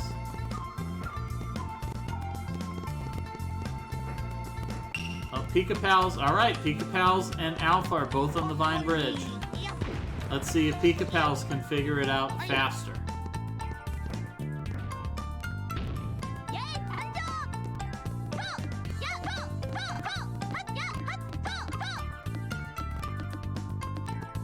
That was too fast. Unfortunately, the bridge is very finicky. It wants to. It's going to fall apart unless you're moving at the slowest possible speed.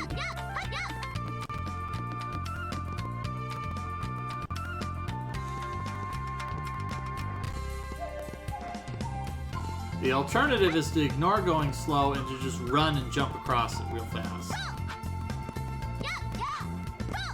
May also work.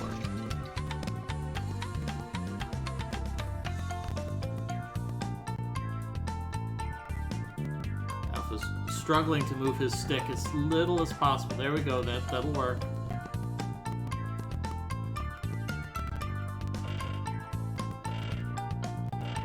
There we go. This is Mystery Funhouse. This is a speedrunning channel.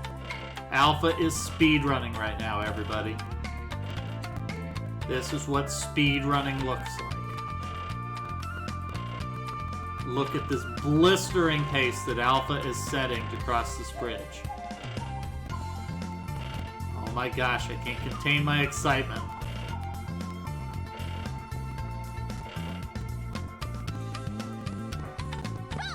Alright, he's just gonna jump over this next section. Alright, oh shoot, he's gotta speed run this last segment. He's gonna wait an hour for this stupid thing. It's not even coming, Alpha. It's not even approaching you. Might be too fast. Oh, nope. Oh man, Alpha is moving twice as fast as before. Gosh. Meanwhile, Pika Pals is just jumping across this. Alright, that's close enough. Alpha says, oh god, I'm across. Alpha says, why? Why did you do that? Alright, so it looks like Piper has found the dragon. So this is good. This is going to be Piper moving on to the mini-boss here. The mind control robot. And that's going to, if they can defeat the robot, that's going to get them...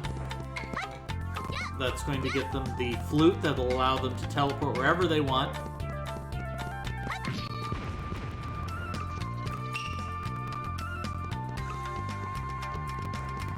Alright, Alpha 5 has found the entrance to the second dungeon, but the door is locked. So they need to go into the coffee house and get some tips. In a way, a coffee house is like a Nintendo Power, but instead of, you know, getting 150 pages worth of secret codes, you get a cup of expensive boiled beans.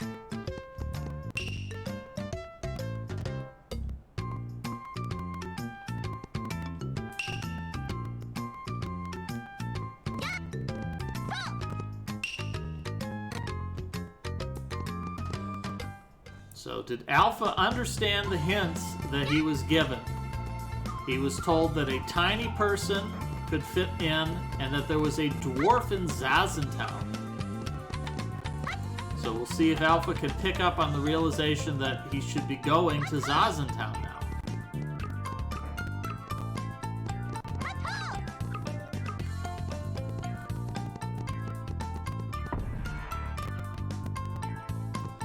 The good news is he's made a couple of checkpoints here.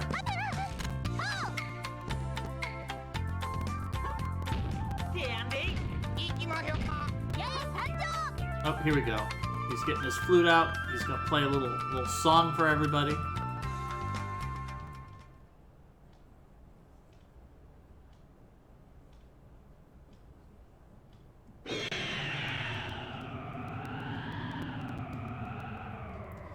All right, Alpha put 2 and 2 together, realized he needs to go to Zazentown.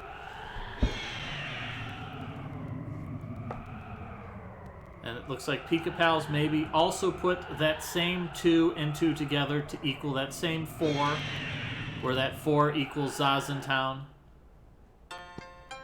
He may take a moment here to just take a look at the hot springs, just to know what he's dealing with before he follows this trail of breadcrumbs.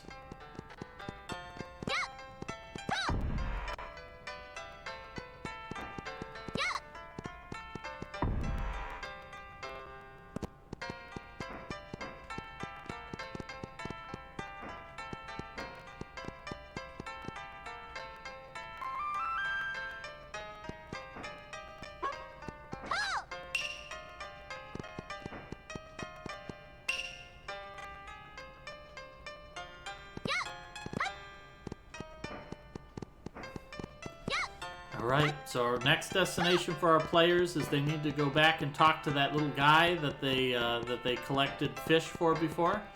And now he's going to have a brand new, even more exciting minigame for them to play. Because if there's anything that you love in a blind race, it's mandatory minigames. Those are the best kinds of minigames.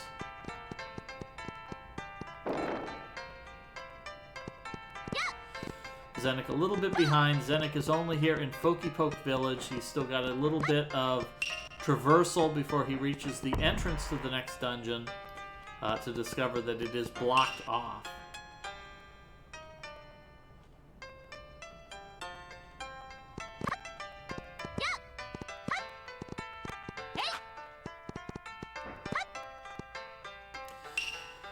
Now, as we approach the 2-hour mark, once again, this is a blind, segmented race. These players are blind to this game. They haven't played this game before. So they're figuring this out as they go along, trying to figure out which destination they should be going to next. This is a segmented race. We're going to play part of the game today. Our players are going to play up to the end of the second dungeon. So we still have one more very fun dungeon here for the players to go through.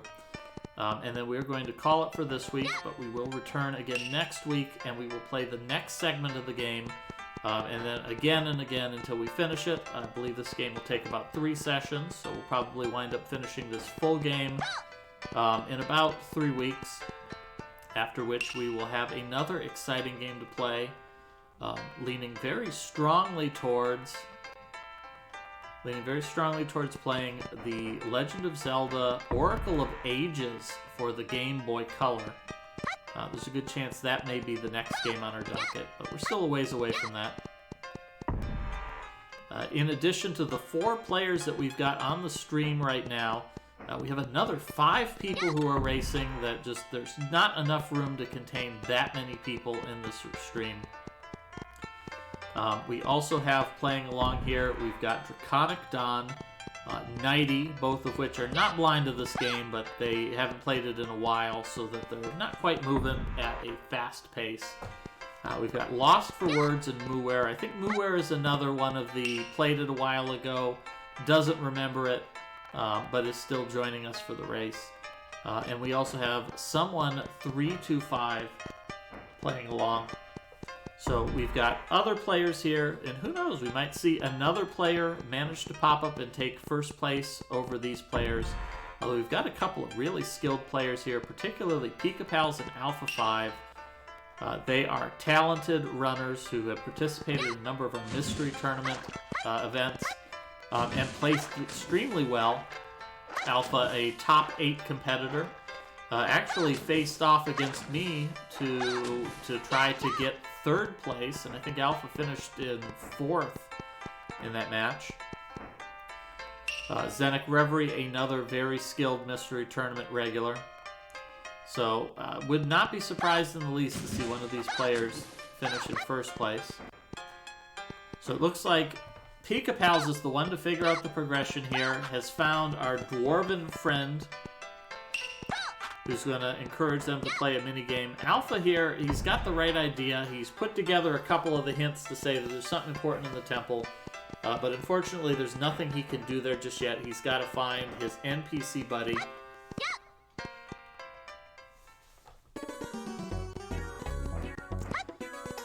Alpha's just going to go ahead and pay the fortune teller. Not a bad idea. He might get a hint here, giving him the direction of our little buddy.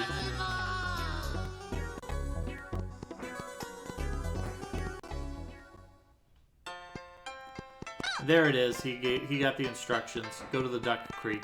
Talk to the guy.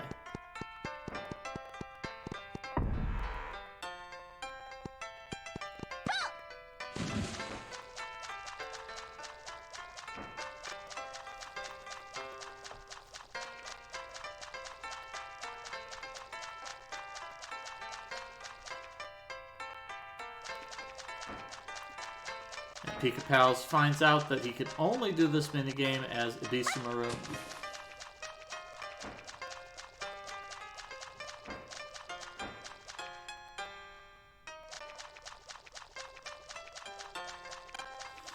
So it looks like it's Zenik Reverie's turn to try to cross the Vine Bridge.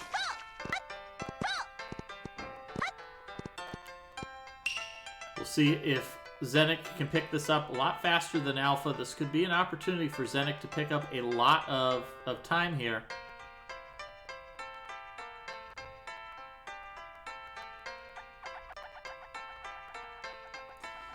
So we have the first minigame here.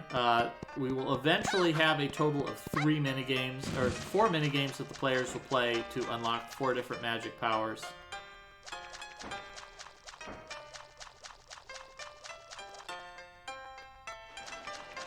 This is the first of them. Pika-Pals needs to collect 8 pieces of candy. He has 50 more seconds and 1 heart. Needs to avoid taking another hit, or he'll have to start this minigame over from the beginning. 1 more piece of candy. There it is. Pika-Pals gets the clear with 40 seconds left on the clock. And that's going to unlock the first of his magic powers. There are 4 magic abilities that the players are going to collect, 1 for each of their characters. And Ibisu Maru's magic power is, ironically, the ability to become very tiny, which will allow him to fit through small gaps and progress in the game.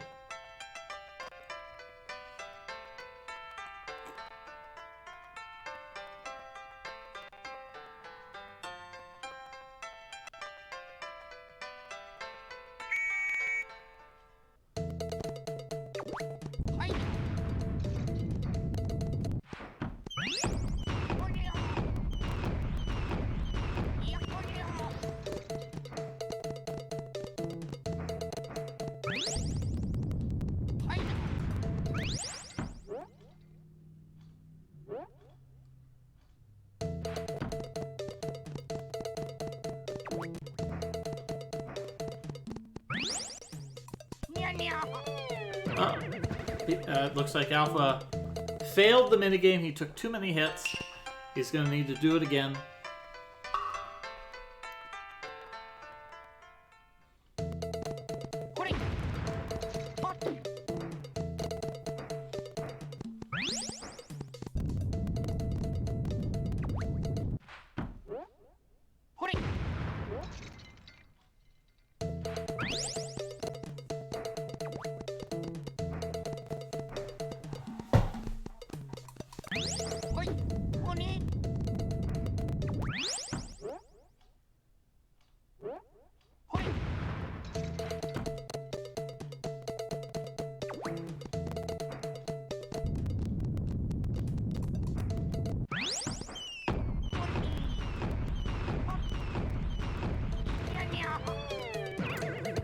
taking another death there.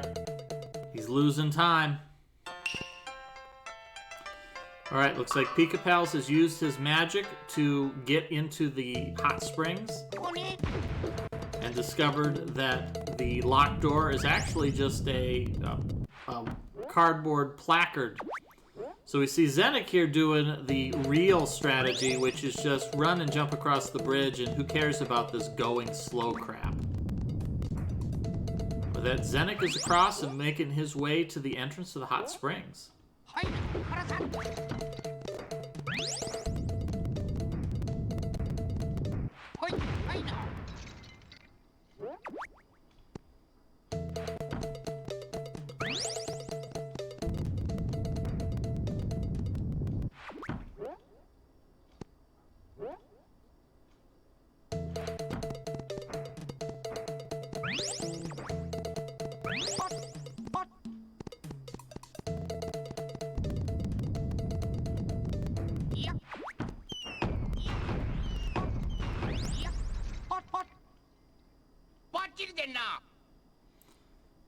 And Alpha manages to clear the minigame. Only took him 3 tries.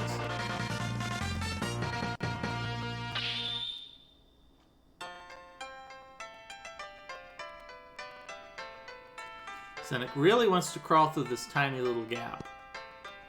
But no. Yank probably could fit through there, but the video game says no. You have to actually progress.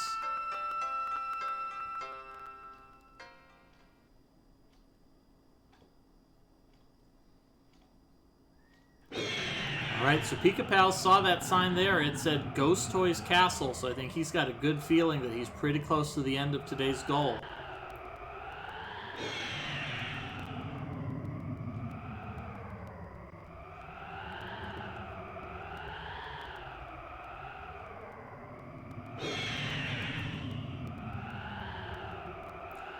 Pika-Pal's using that flaming metal, and that gets him inside of the Ghost Toys Castle.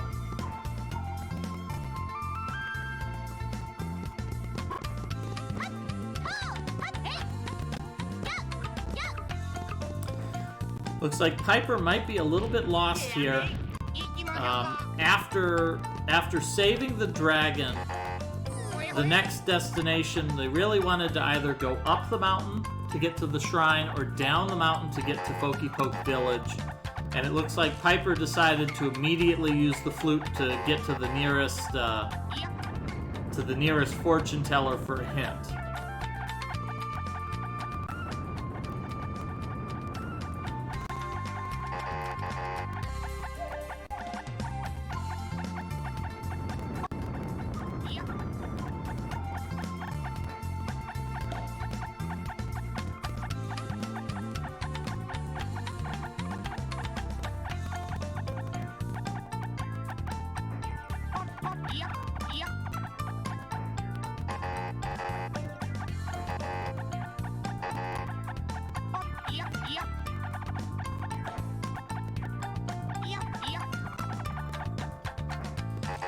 Pika-Pals has made his way into the second dungeon of the game and the final dungeon of today's goal, the Ghost Toys Castle.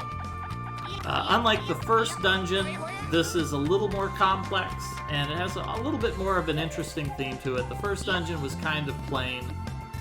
This dungeon, on the other hand, it's got a toy theme, so you're going to see all sorts of Japanese toys and a lot of not-so-Japanese toys as well. And, of course, a couple of ghosts. It also has an interesting musical gimmick that we're going to see in every dungeon for the rest of the game, but we'll wait until Alpha Stream gets up before we talk about that.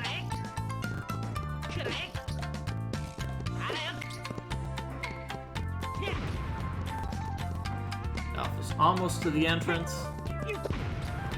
Looks like Piper heading back to the travel center to get sent back to the other location. Alpha unfortunately fell down, but did find a fortune doll for it, so maybe it wasn't all bad.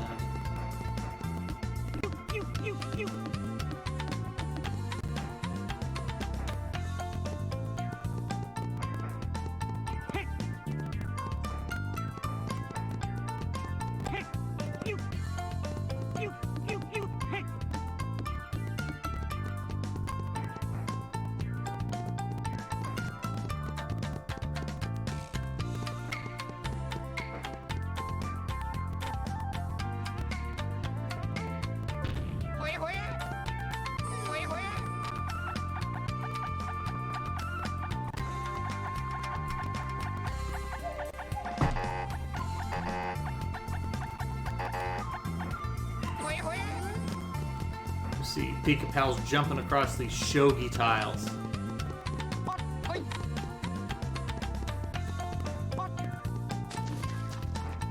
There's a gold fortune doll here. Ooh, Pika Pal's figuring out by shrinking down you could walk across this little tiny plank. It's kind of annoying, but that's a full heart container right there. Alright, so now Piper is in Pokey Poke Village.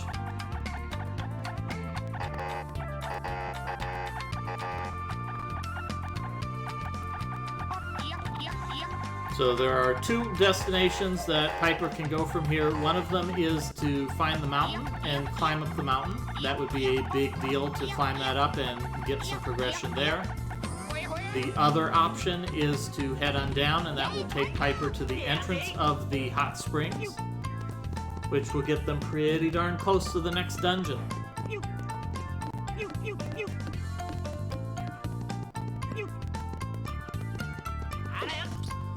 So it's Zenik's turn. Zenik has put together the pieces that there's a dwarf in this town and has figured out that this temple has something to do with it.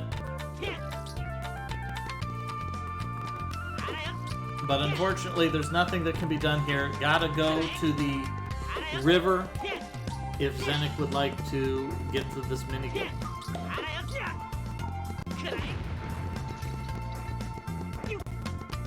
Alright, Alpha made 1 jump, 1 more jump. I lied, 1 more jump. Alright, Alpha has made it to the entrance. Ghost Toys Castle saved the game.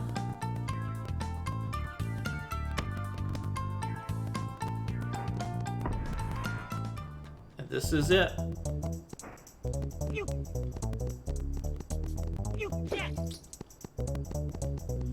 Alright, does Alpha remember his item that he got?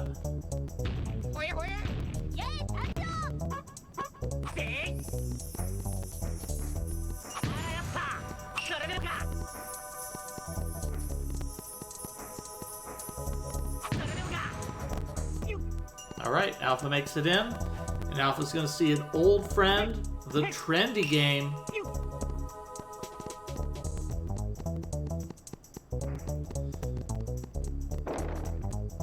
Meanwhile, Pika Pals has made his way around. Pika has turned on the power. Now it is for the most difficult boss of the entire game, the crane game. Ooh, not too shabby for Pika's first shot here, but I think this is going to be off. No, Pika makes it on his first try. Godlike reflexes. This is why Pika Pals is a mystery tournament champion. Well, not a champion, but he is a contender for the champion. Getting that crane game on the first try. It's gonna save him a lot of time, because I don't think we're gonna see any of the other players getting this on their first try.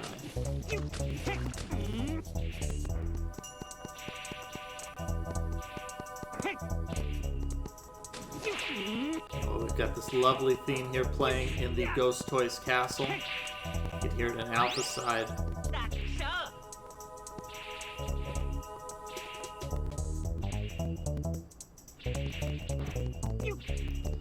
Smart move here from Pika Pals. Remembers there were some ghosts in the entryway. Kills those ghosts just in case they might drop an item. They don't.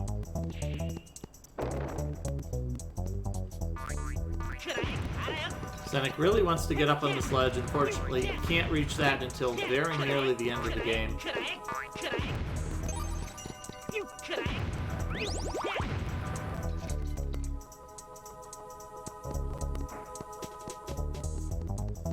Oops, Piper makes a misstep there and falls through, but I think Piper has picked up on what they're supposed to do here much faster than the other players did. Or at least faster than Alpha and Pika Pals did. Definitely faster than Alpha did.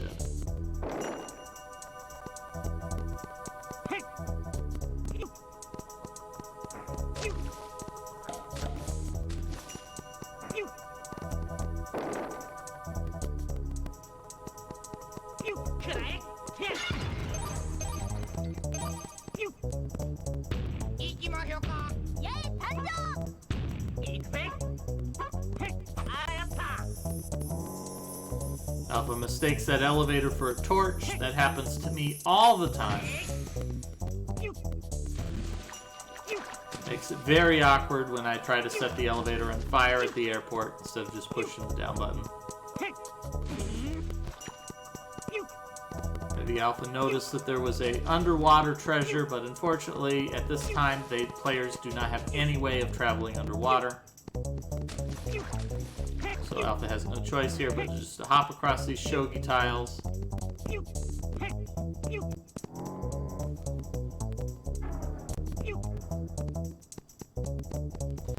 So Piper has made it all the way to the hot springs, but unfortunately is still missing two very important ingredients.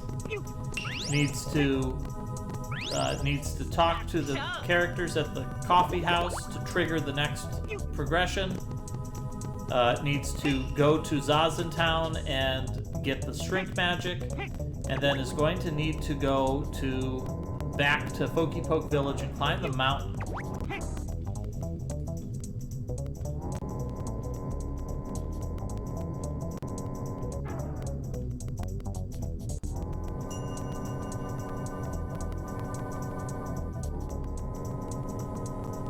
Alright, it's Alpha's turn against the trendy game. As a Link's Awakening runner, Alpha must be an absolute master at the trendy game. In fact, he actually never plays the trendy game because I'm pretty sure that in all except for 100% speedruns, they just ignore it. And they might even ignore it in 100%.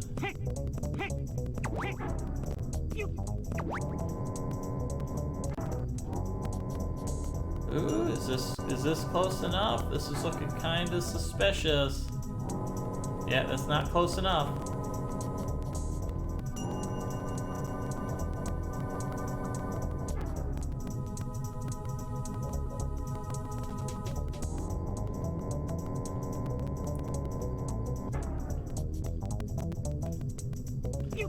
So Pika Pals is fighting against ghosts and picks up a key here.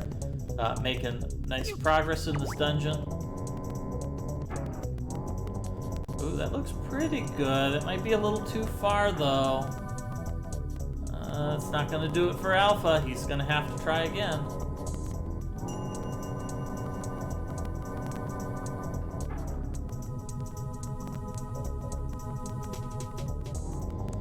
Zenik taking it easy here. Doesn't want to get spotted and lose this minigame. This game gives you way more than enough time, so there's really no risk at all.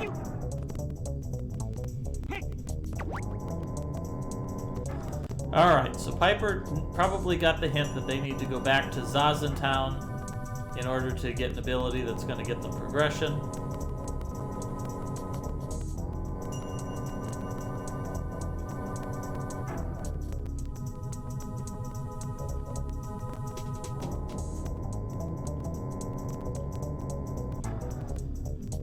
So this is Alpha's life now, playing the trendy game forever.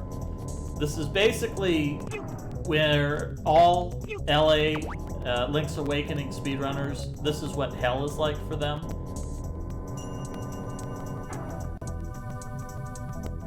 Nope, Alpha's still missing it.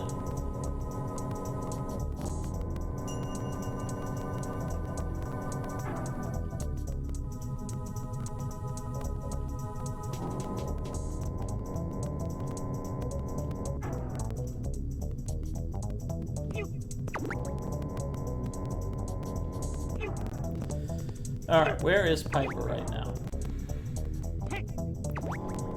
Piper's looking at the map. Did Piper forget how to teleport? There you go, play the flute.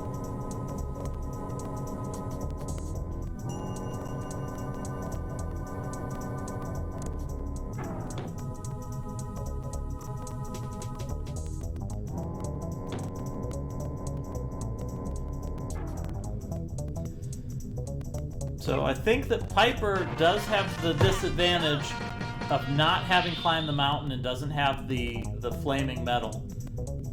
Hopefully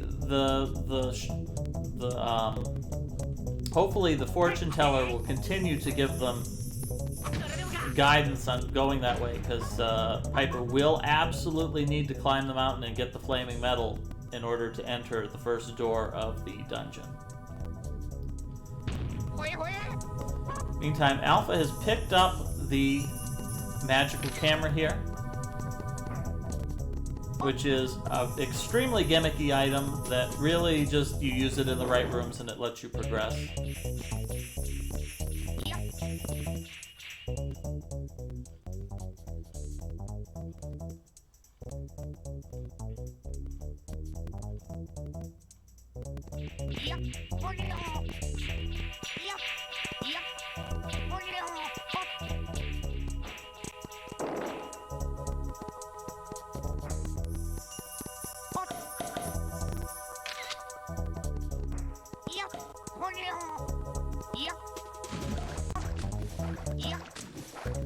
Alpha starts to realize that this camera is kind of worthless.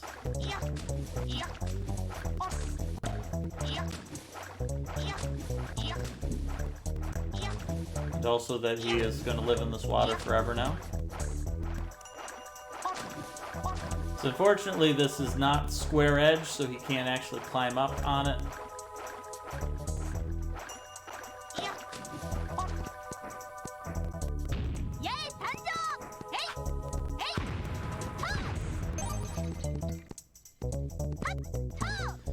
You see Zenek trying to figure out where he's going here. He really wants to jump between these tiny little gaps in this fence, and that's not in fact a thing you do in this game. It's also not entirely clear if Zenek realizes that he can stop being tiny.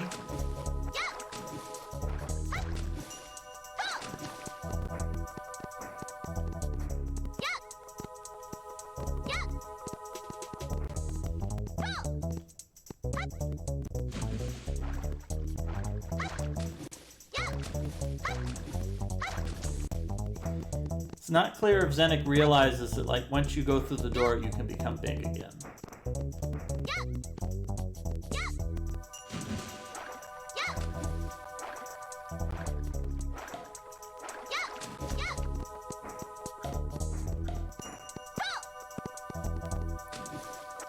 Alpha's struggling quite a bit with this jump here.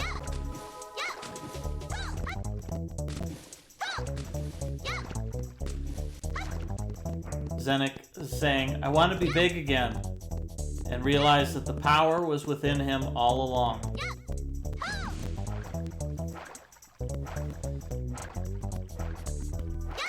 We see Pika Pals here dealing with a gauntlet of jump ropes. Once again, this design of this game is mostly the developers just said, hey, it'd be funny if I put this in a room, and so they put that in a room.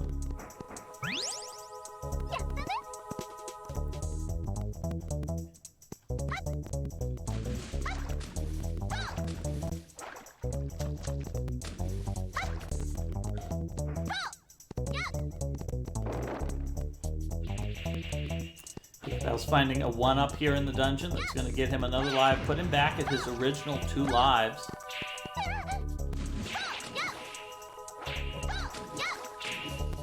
Oh, Zenek's not going to leave here.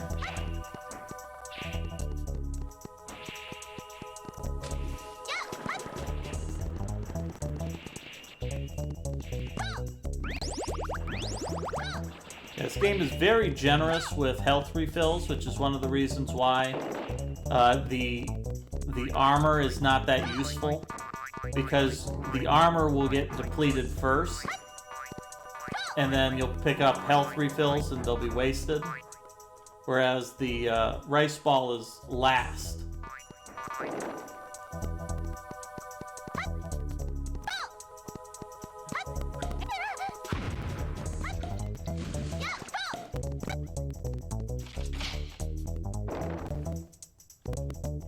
Alright, looks like it's Piper's turn to play the Shrink Magic minigame.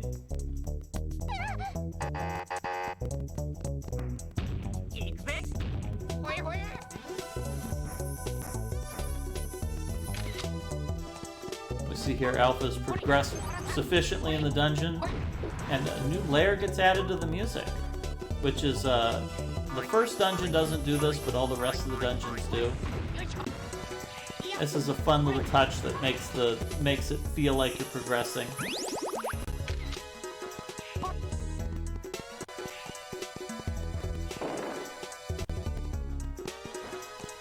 Pika-Pals is pretty far into this dungeon. I think he's getting pretty close to the end now.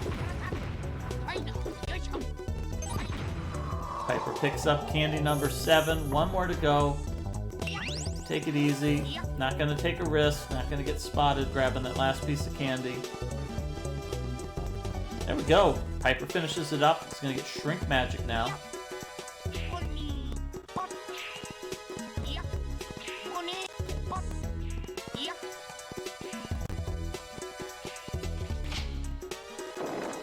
And now it's billiards. Just whatever the developer's like, hey, it'd be funny if there was a billiards table and you had to hit all these balls. And you do.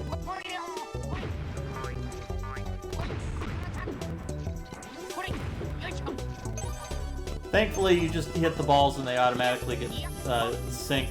You don't have to do any weird angling correctly or anything like that, which they absolutely could have done, but they didn't because they love you. Konami loves you and they want you to have fun.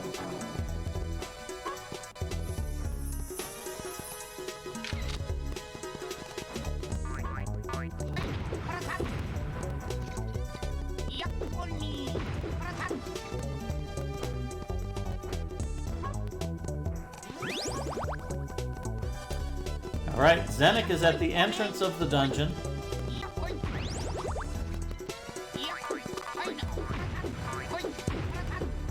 And has, as long as Zenik remembers how to charge up the coins, Zenik will be progressing. Unfortunately, Piper is going to get in here and realize that an important item is missing.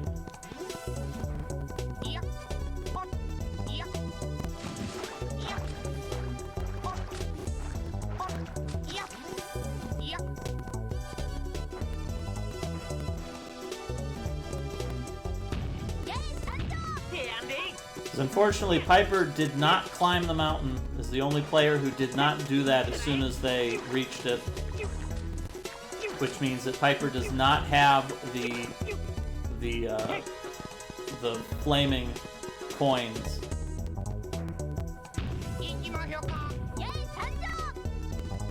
And unfortunately, this is something that I think is gonna get them stuck because they're going to enter the dungeon and not realize that, nope, you gotta leave and go back, which that's really regretful. I almost put something in the paste bin for it, but the game is pretty aggressive about giving you hints and telling you, hey, climb this mountain first. And unfortunately, one of our players chose to not do that, or didn't really know where the mountain was and didn't go that way as a consequence.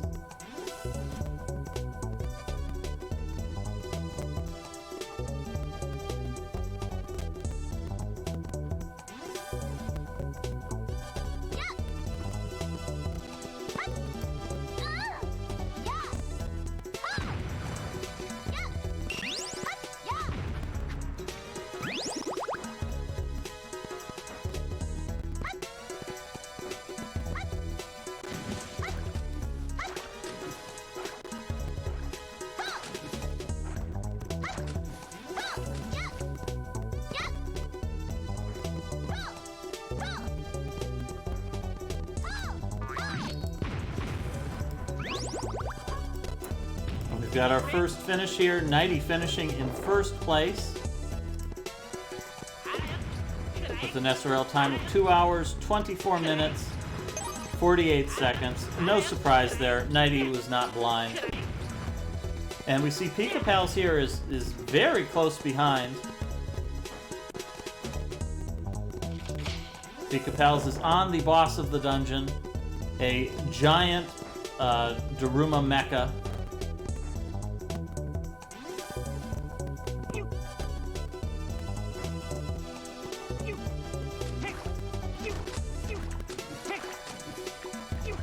Alpha taking a swim in the poison drink. Somebody needs to remind Alpha that that's unhealthy and that he probably shouldn't be doing that.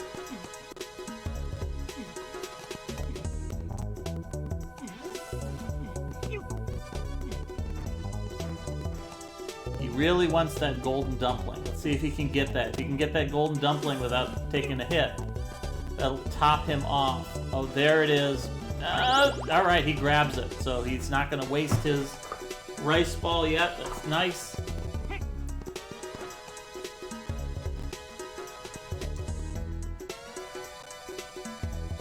Pikachu doing well on this boss. So unfortunately, Piper here is at a stuck point because they do not have a mandatory item to progress. And this game does not give a good hint that you can't do anything here.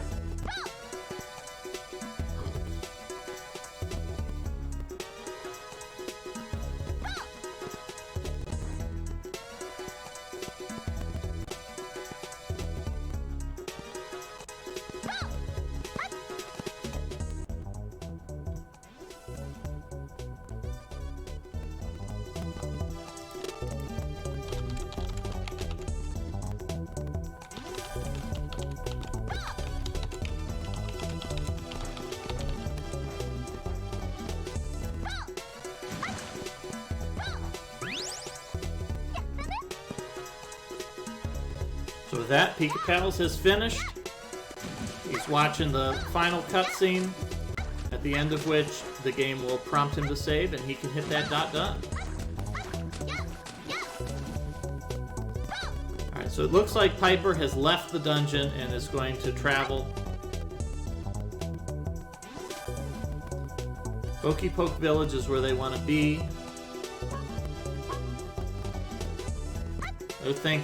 They're thinking really hard here.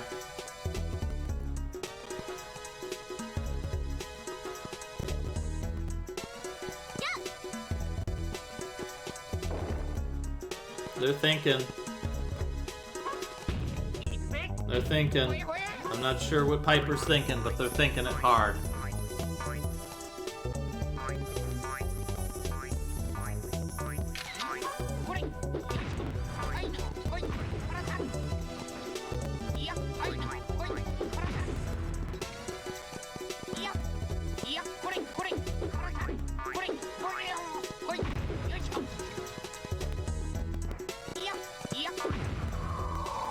I can't blame them. I can't blame Piper for the logic. Because you would assume that if you can get inside the dungeon, you must be able to complete it. But unfortunately, that is just not the case here. And there is Pikachu with the dot done with an SRL time of 2 hours, 29 minutes, and 4 seconds.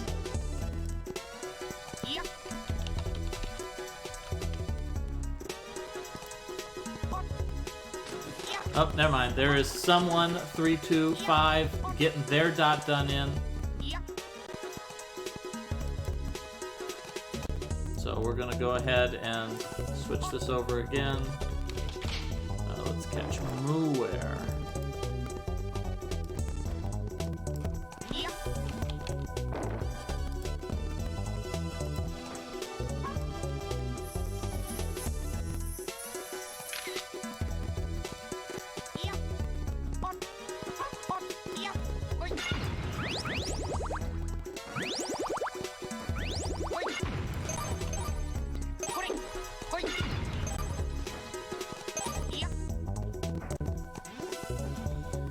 Alright, so Piper is not certain where to go next. They're kind of stump-a-rood.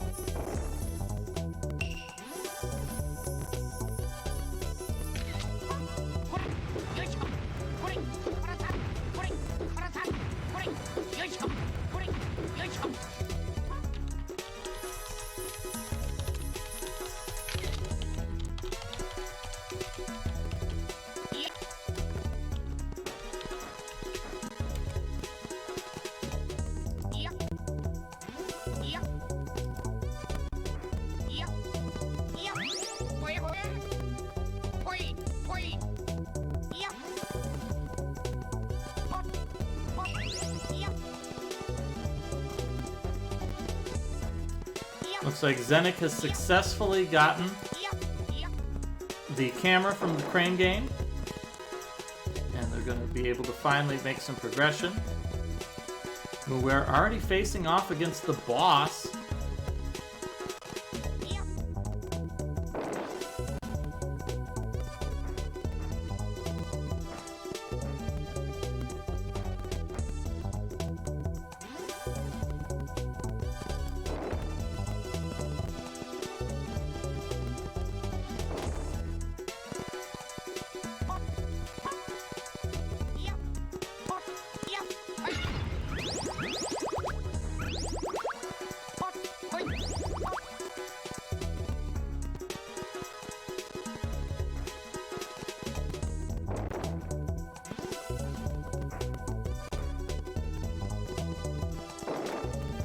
Alright, Muir is in pretty good shape. He's got a rice ball, so that rice ball means that even if he runs out of health, he's going to get another life meter.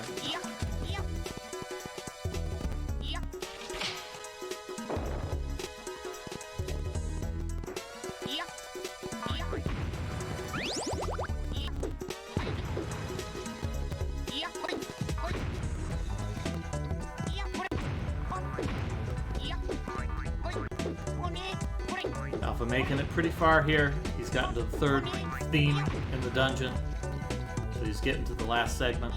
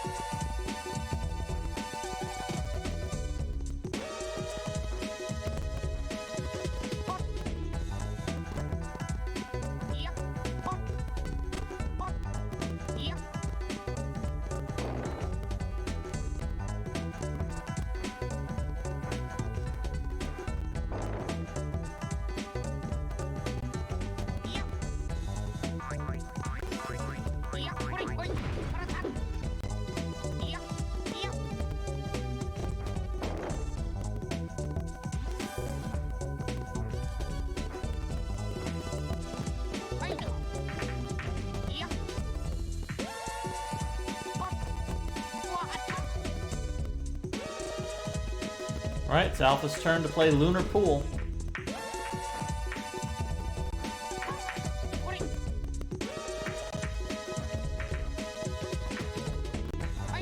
That satisfying clack of the pool balls.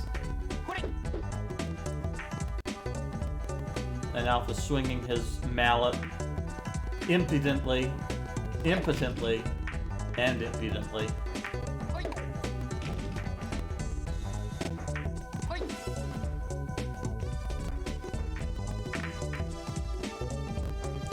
So Muir learns the name of our mystery villain. The man is known as Spring Breeze Danson.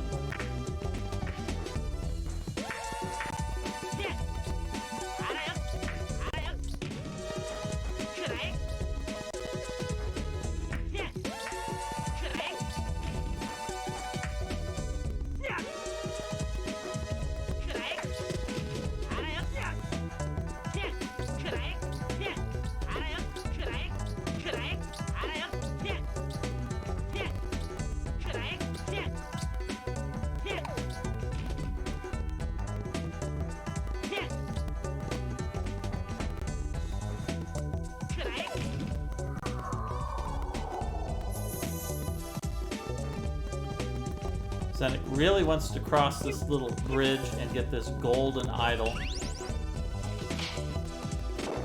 But he's not going to do it unless he realizes that he has the ability to be tiny.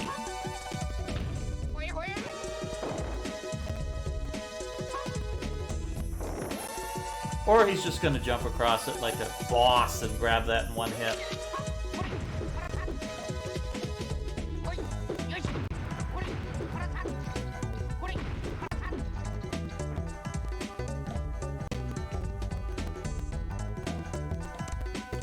There's the dot done from Muware, finishing it up.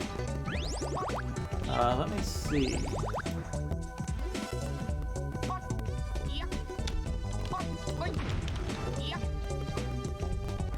Let's grab Draconic Dawn.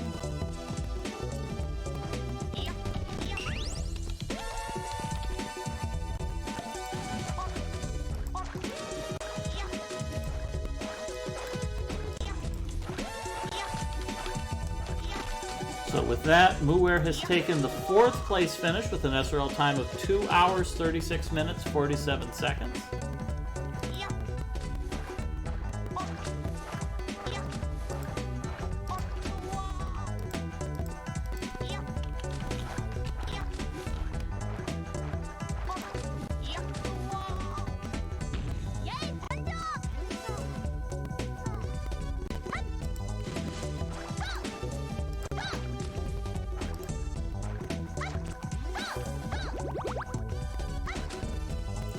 Alright, so it looks like Piper has found the mountain that they need to climb.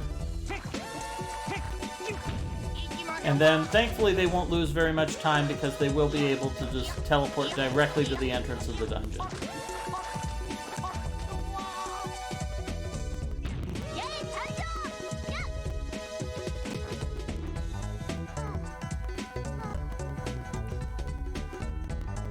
Ooh, Alpha is on his last legs. I don't know what Alpha was doing while I wasn't paying attention, but he has drained all of his health, and he has drained his rice ball, so now he's down to burning lives. Thankfully, this game is pretty generous with your lives. He's just going to restart the room with all of his health again. And he has been cautious, and he has been picking up plenty of extra lives, so he's in good shape right now. But he does need to quit swimming in this cherry Kool-Aid.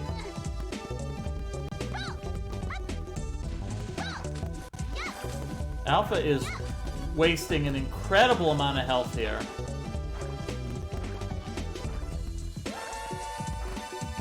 Oh, he is burning. He's burnt almost an entire life just in this one room. Come on, Alpha. Pull it together. Pull it together, buddy. Alright, so Piper has picked up the flame medal.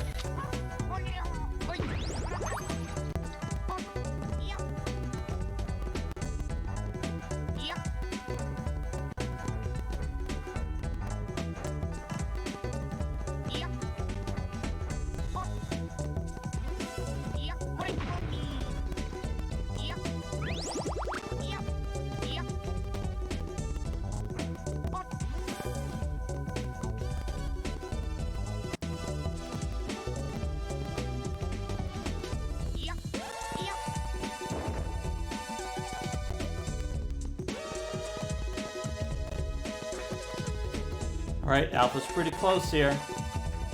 Draconic Dawn is catching up, though. Dawn is in the same room. He's in the billiards room.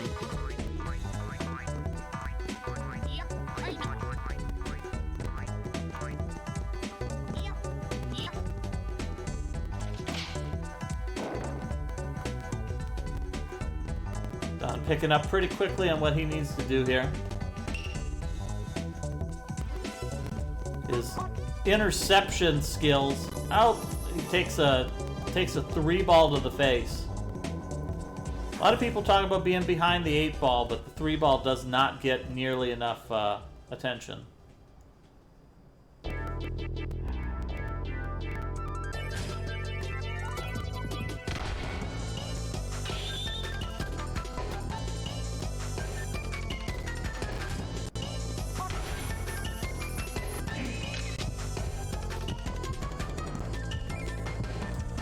Thankfully, this boss is pretty easy because the game tells you his weakness instantaneously.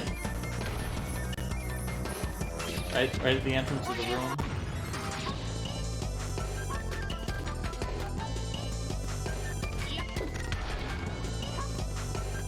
Alright, Piper is into the dungeon.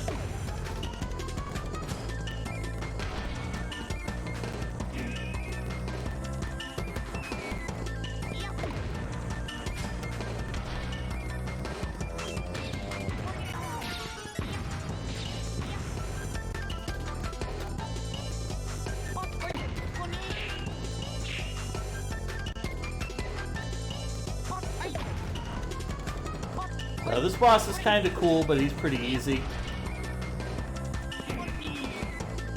I say as Alpha just gets hit by every attack.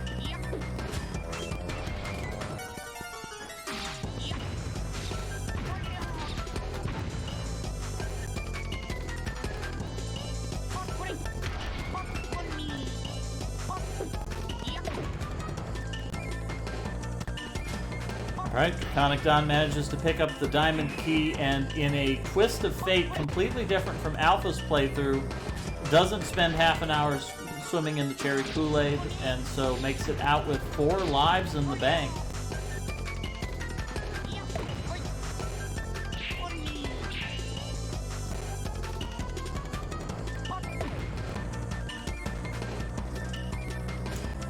Alpha needs to be careful that he keeps dodging these attacks. He doesn't have a whole lot of health left.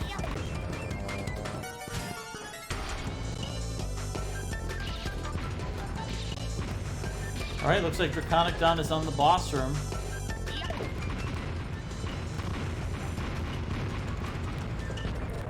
There we go, Alpha getting the clear here, defeating the boss. Finishing right in the dead center of the pack. 9 racers, Alpha finishing 5th place. Well, he will be finishing in 5th place. I guess we don't know. Lost for Words might be on the cusp here.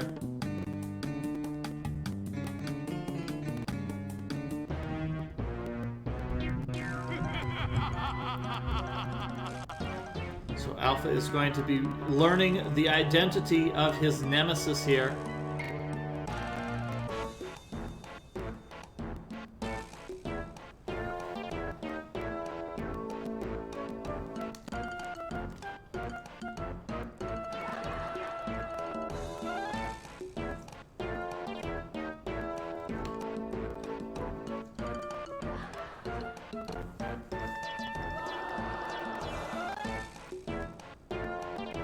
Oh, there it is, Lost for Words, snatching the 5th place finish away from Alpha by mere seconds. An SRL time of 2 hours, 44 minutes, and 20 seconds.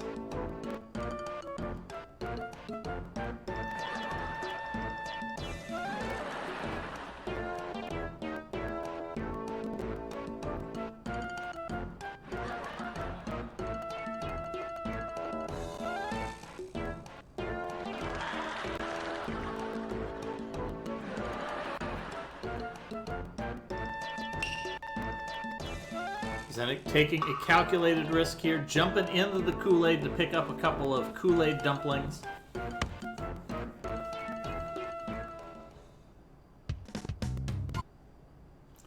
And there is Alpha finishing up, saving the game, dropping that stream. Congratulations to Alpha for finishing in 6th place with an SRL time of 2 hours, 45 minutes, and 0 seconds. That's 2:45 on the nose.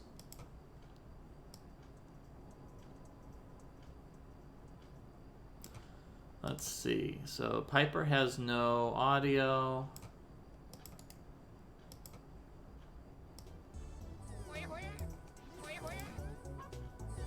So we get some audio out of Zenek while we've got it. Draconic Dawn getting the finish here.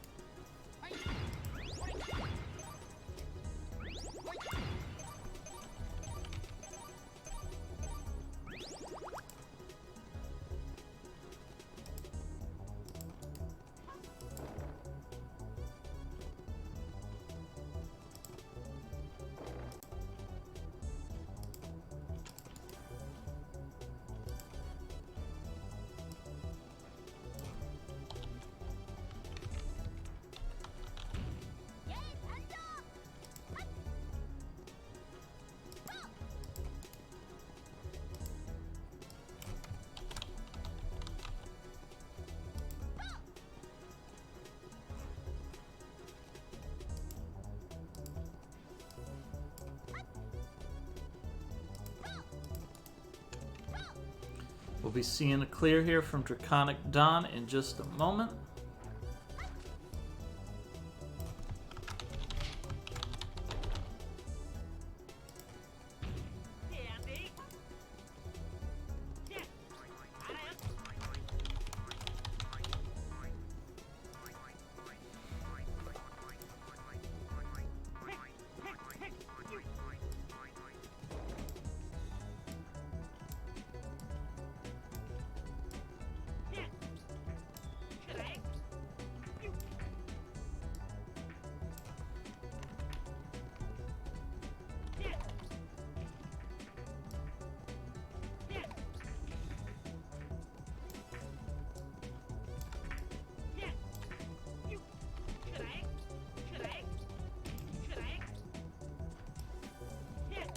There's the Don, Draconic Don finishing 7th place with an SRL time of 2 hours, 47 minutes, and 47 seconds. Nice even little time there. An aesthetically pleasing time.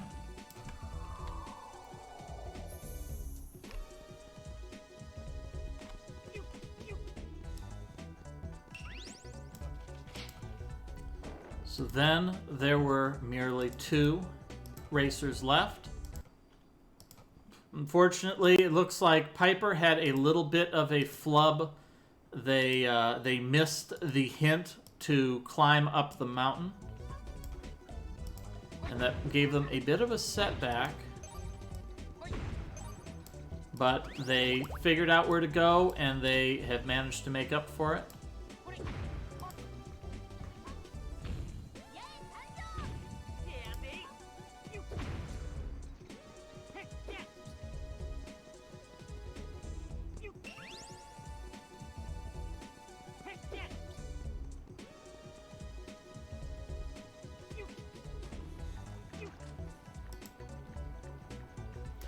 Need a user asking, what system is this? This is for the Nintendo 64. This is the ninth Goemon game to be released on a Nintendo console. Goemon 1 and 2 for the NES. There were 2 Goemon turn-based RPGs for the NES, and then 4 Super Nintendo games. And then around the same time as this came out, I believe there was also a Game Boy, just a standard Game Boy Goemon game as well.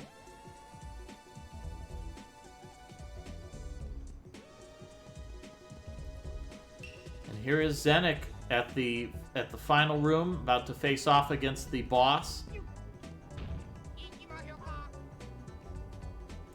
It's like Piper managed to get through the crane game effectively, so that was a difficult part.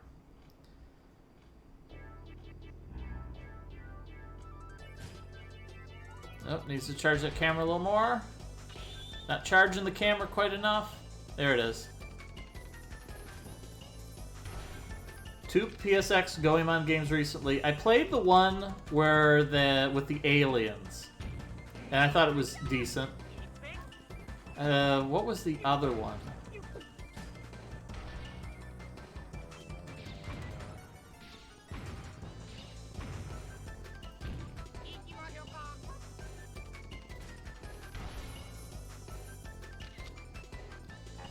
Oh, there was, yeah, the one where they redesigned all the characters. That Goemon is a skinny anime hero. Abisumaru, for whatever reason, they made him a girl. And Yae is exactly the same because she's already anime girl. Yeah, I remember reading about that one. I didn't play that one. I played the Game Boy Advance one. That one came up in one of the tournaments. I want to say that came up in Heavy Troopa tournament. And some girl played it against somebody else. That was the other one that used the redesigned Goemon characters. And it was something awful, kind of? Because they couldn't figure out any of the controls for the impact fight. And that one, for whatever reason, impact fights are nearly impossible if you don't know any of the special commands. Also note here, Piper has a lot less health than our other players. Like, we can see Zenik is going into this fight. Zenik is sitting on a very healthy 10 hearts. Piper's only got 6 hearts maximum, almost half the health. So that's also going to be a little more challenging, although this is not a particularly difficult game, so I expect Piper will do well without that. But that is a little bit of a handicap in not collecting all these fortune dolls all over the place. And there we go, Zenik Reverie getting the kill on the boss. And is going to pick up his second item, the Miracle Sun, or Miracle Flower. because of course it would not be an N64 Zelda-like game if you didn't have to pick up a bunch of arbitrary MacGuffins. Piper a little bit unenthusiastic about this as platforms have scrolled out of alignment with each other, and so now Piper is going to have to not very patiently wait for these platforms to line up again. Alright, makes that jump. That would have been unfortunate if they missed, because they would have had to swim all the way back and taken a lot of damage. And as we saw in Alpha's stream, this cherry Kool-Aid down in the bottom, it hurts pretty badly if you fall into it. It drains your health very quickly. If it was me, I would have jumped down and I would have swam to that ramp.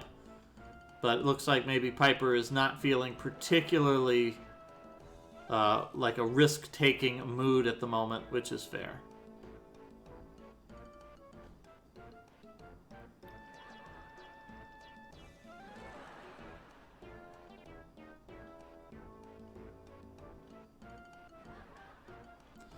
And it's very good that the English version decided to give you laugh track because the jokes don't make any sense when they translated them.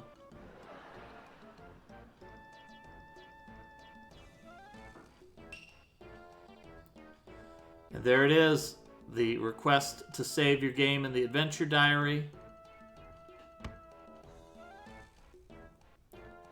And Zenik has done in 8th place with an SRL time of 2 hours, 54 minutes, 25 seconds.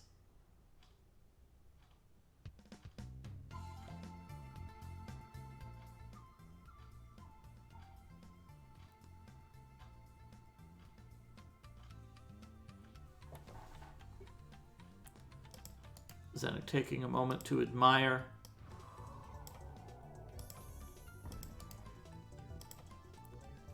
his inventory. Piper's audio is pretty faint here, so you're just going to have to use your imagination a bit. So we got to see 2 dungeons today. We've still got more than half of the game left. As mentioned before, this is a blind segmented race. We are going to be back next week with another segment where the players are going to take the save files that they generated playing today. Oh no! Piper was a little bit too aggressive and missed, but makes it back out of the Kool-Aid.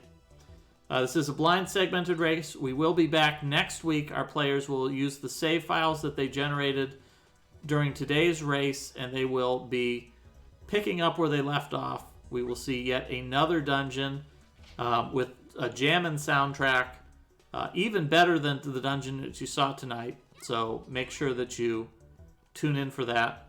We'll keep on watching. We're going to watch Piper finish this up. Pretty close to the end of the dungeon, so I think they shouldn't have any trouble finishing this.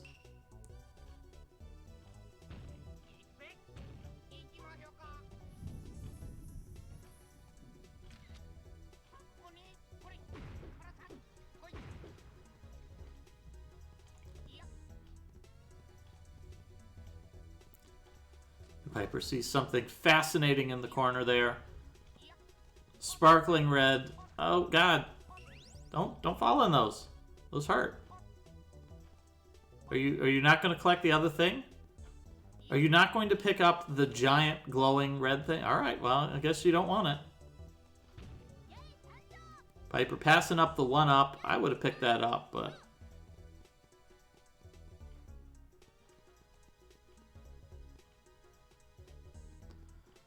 Taking their time. They're pretty deep in this dungeon. Still got 2 1-ups in the bank though, so they're in good shape at the moment. Plus they've got this restoration room. So these dungeons are pretty good about giving you rooms of various items to refill you. Piper says no to that money.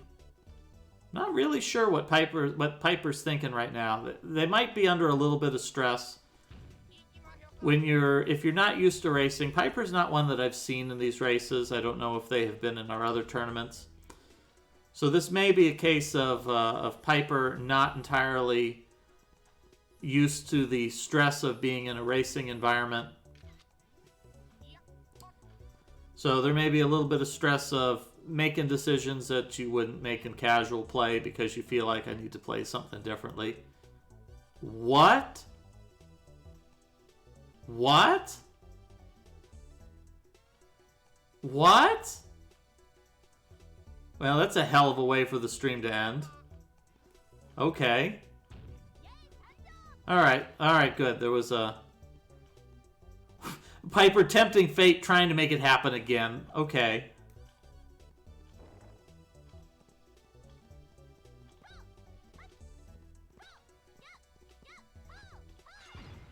Welcome to N64 games, everybody. Please enjoy your stay.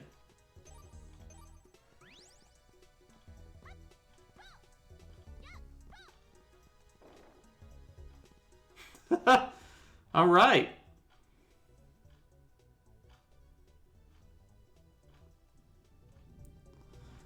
All right, so it's a good thing Piper picked up that map because it's got a little indicator there that says, hey, there's a corner of that room you ain't been in yet. Now, Piper doesn't have a lot of health.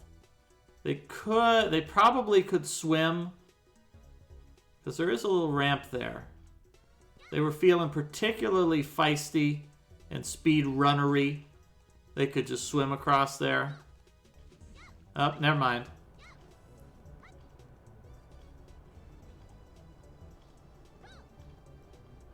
It was a little bit hasty. And you can feel a little bit of that frustration. When you're playing, you can see the players, they've got those itchy fingers. They don't want to be standing on this platform waiting for the platform to get into the right cycle. And unfortunately, Piper was a little bit hyper. Oh God, Piper. Calm down. Calm down, buddy. You're almost there. Alright.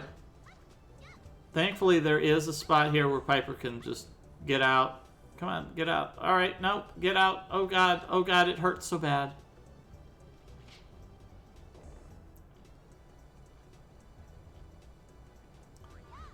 Alright, we got this room full of these little guys here.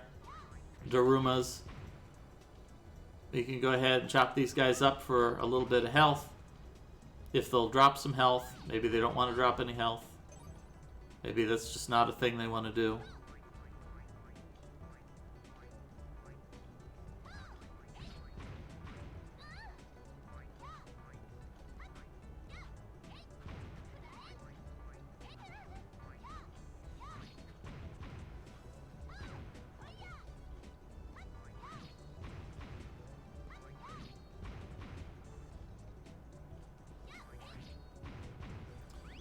There we go. Somebody put a dumpling in that. Normally they tell you not to play with, not to eat while you're playing with your toys, but apparently this worked out in Piper's favor. Oh, look at Piper getting this clear. Oh, no. They were doing so well. They had such a combo going.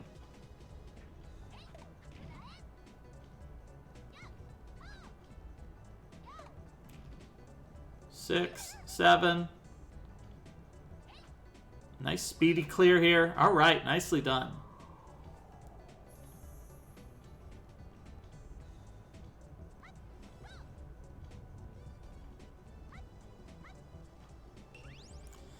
All right, this is the room that claimed Alpha's soul.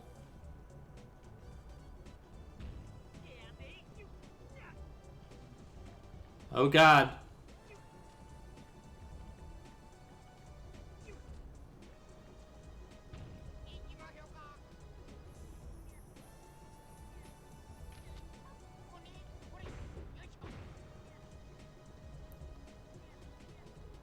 Piper needs to take it very cautiously here if he... Oh, God.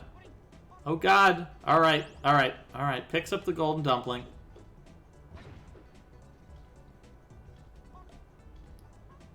Oh, my God. These reckless jumps. There it is. Picks up the key. All right. Key is in hand. Needs to get back out of this room alive. Oh, fell in the goo. Oh, God. How do you get out? How do you get out? Oh, my God. We're going to die here. We're going to die.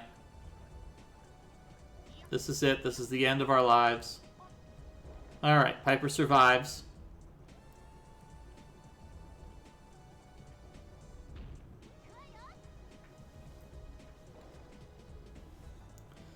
Now the good news is Piper does have the dumpling, which will refill 4 hit points if they die, so they really have 6 hit points. Isn't that just how you get out of the room? It's what I did. Yeah, this game has a lot of good spots for doing damage boosting. If you're thoughtful about it. Unfortunately, there is no dumpling supply before the boss room. So we'll see if Piper is able to get through this with the 6 hearts. Excuse me, with their dumpling and their 2 hearts for a total of 6 hearts. If they take a death, they will have to do it again.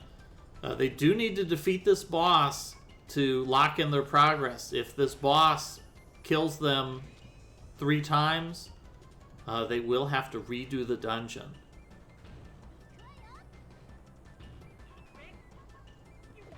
Alright, I like this. Alright, I really like this decision by Piper to get the... Oh god, what are you doing?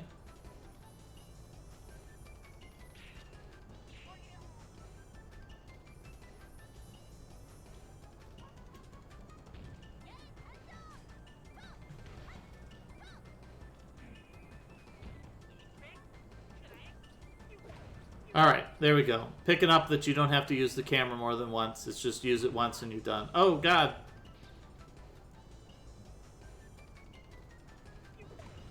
So I do like this decision by Piper to get Goemon and the chain pipe out so that you can use some ranged attacks.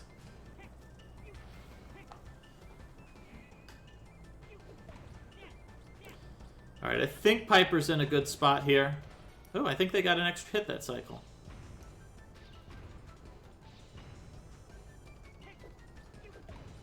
So they just need to avoid... Oh, God. So there's their rice dumpling. Ooh, gets an extra hit that cycle. Nicely done.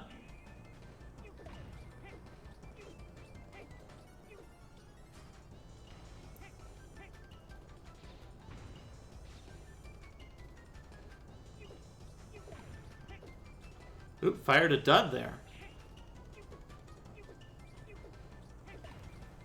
Alright, there we go. Piper getting the kill. That was expertly done. So they're pretty close there. They just need to push a little bit further. Get through a cutscene. The cutscene always being the most challenging part of any game.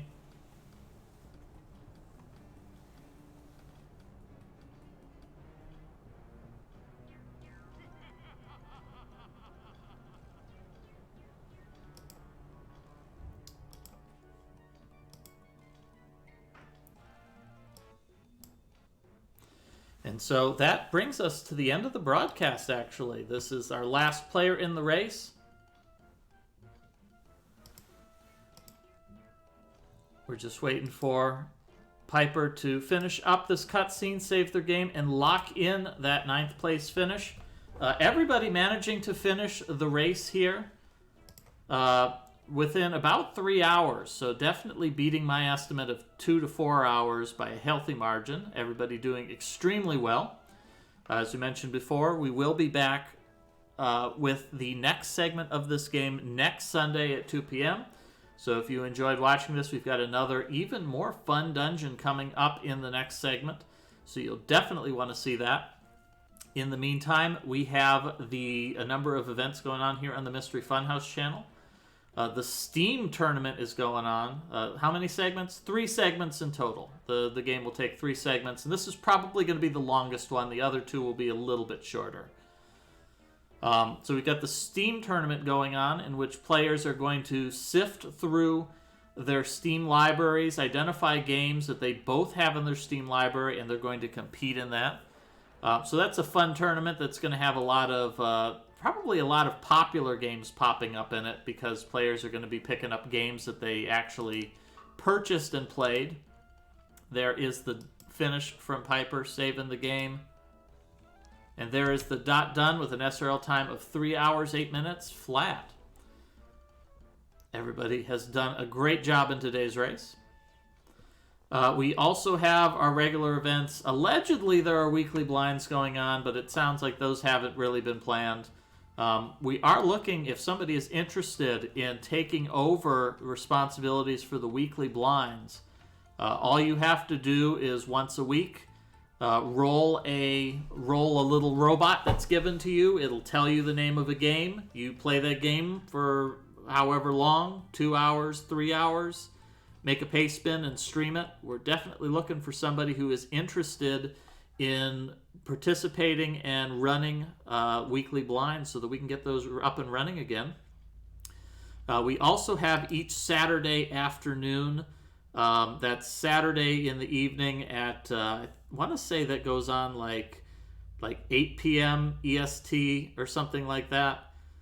We have the Miss Scory tournament run by Internet Dirigible, and I think that TPC, Tea Party Cthulhu, has been assisting with that, where players compete for a high score in a game that's drawn. It's usually a blind game. Mystery is on a break. Okay, so I guess that we're not doing that for a while, but that's something to keep an eye out for when we get that started up again. And I also believe next weekend is the mystery. What is it called? The MTWC something Tetris World Championship or something like that. That'll be going on next weekend, I want to say. I'm not sure when that's going to be. I don't see it here.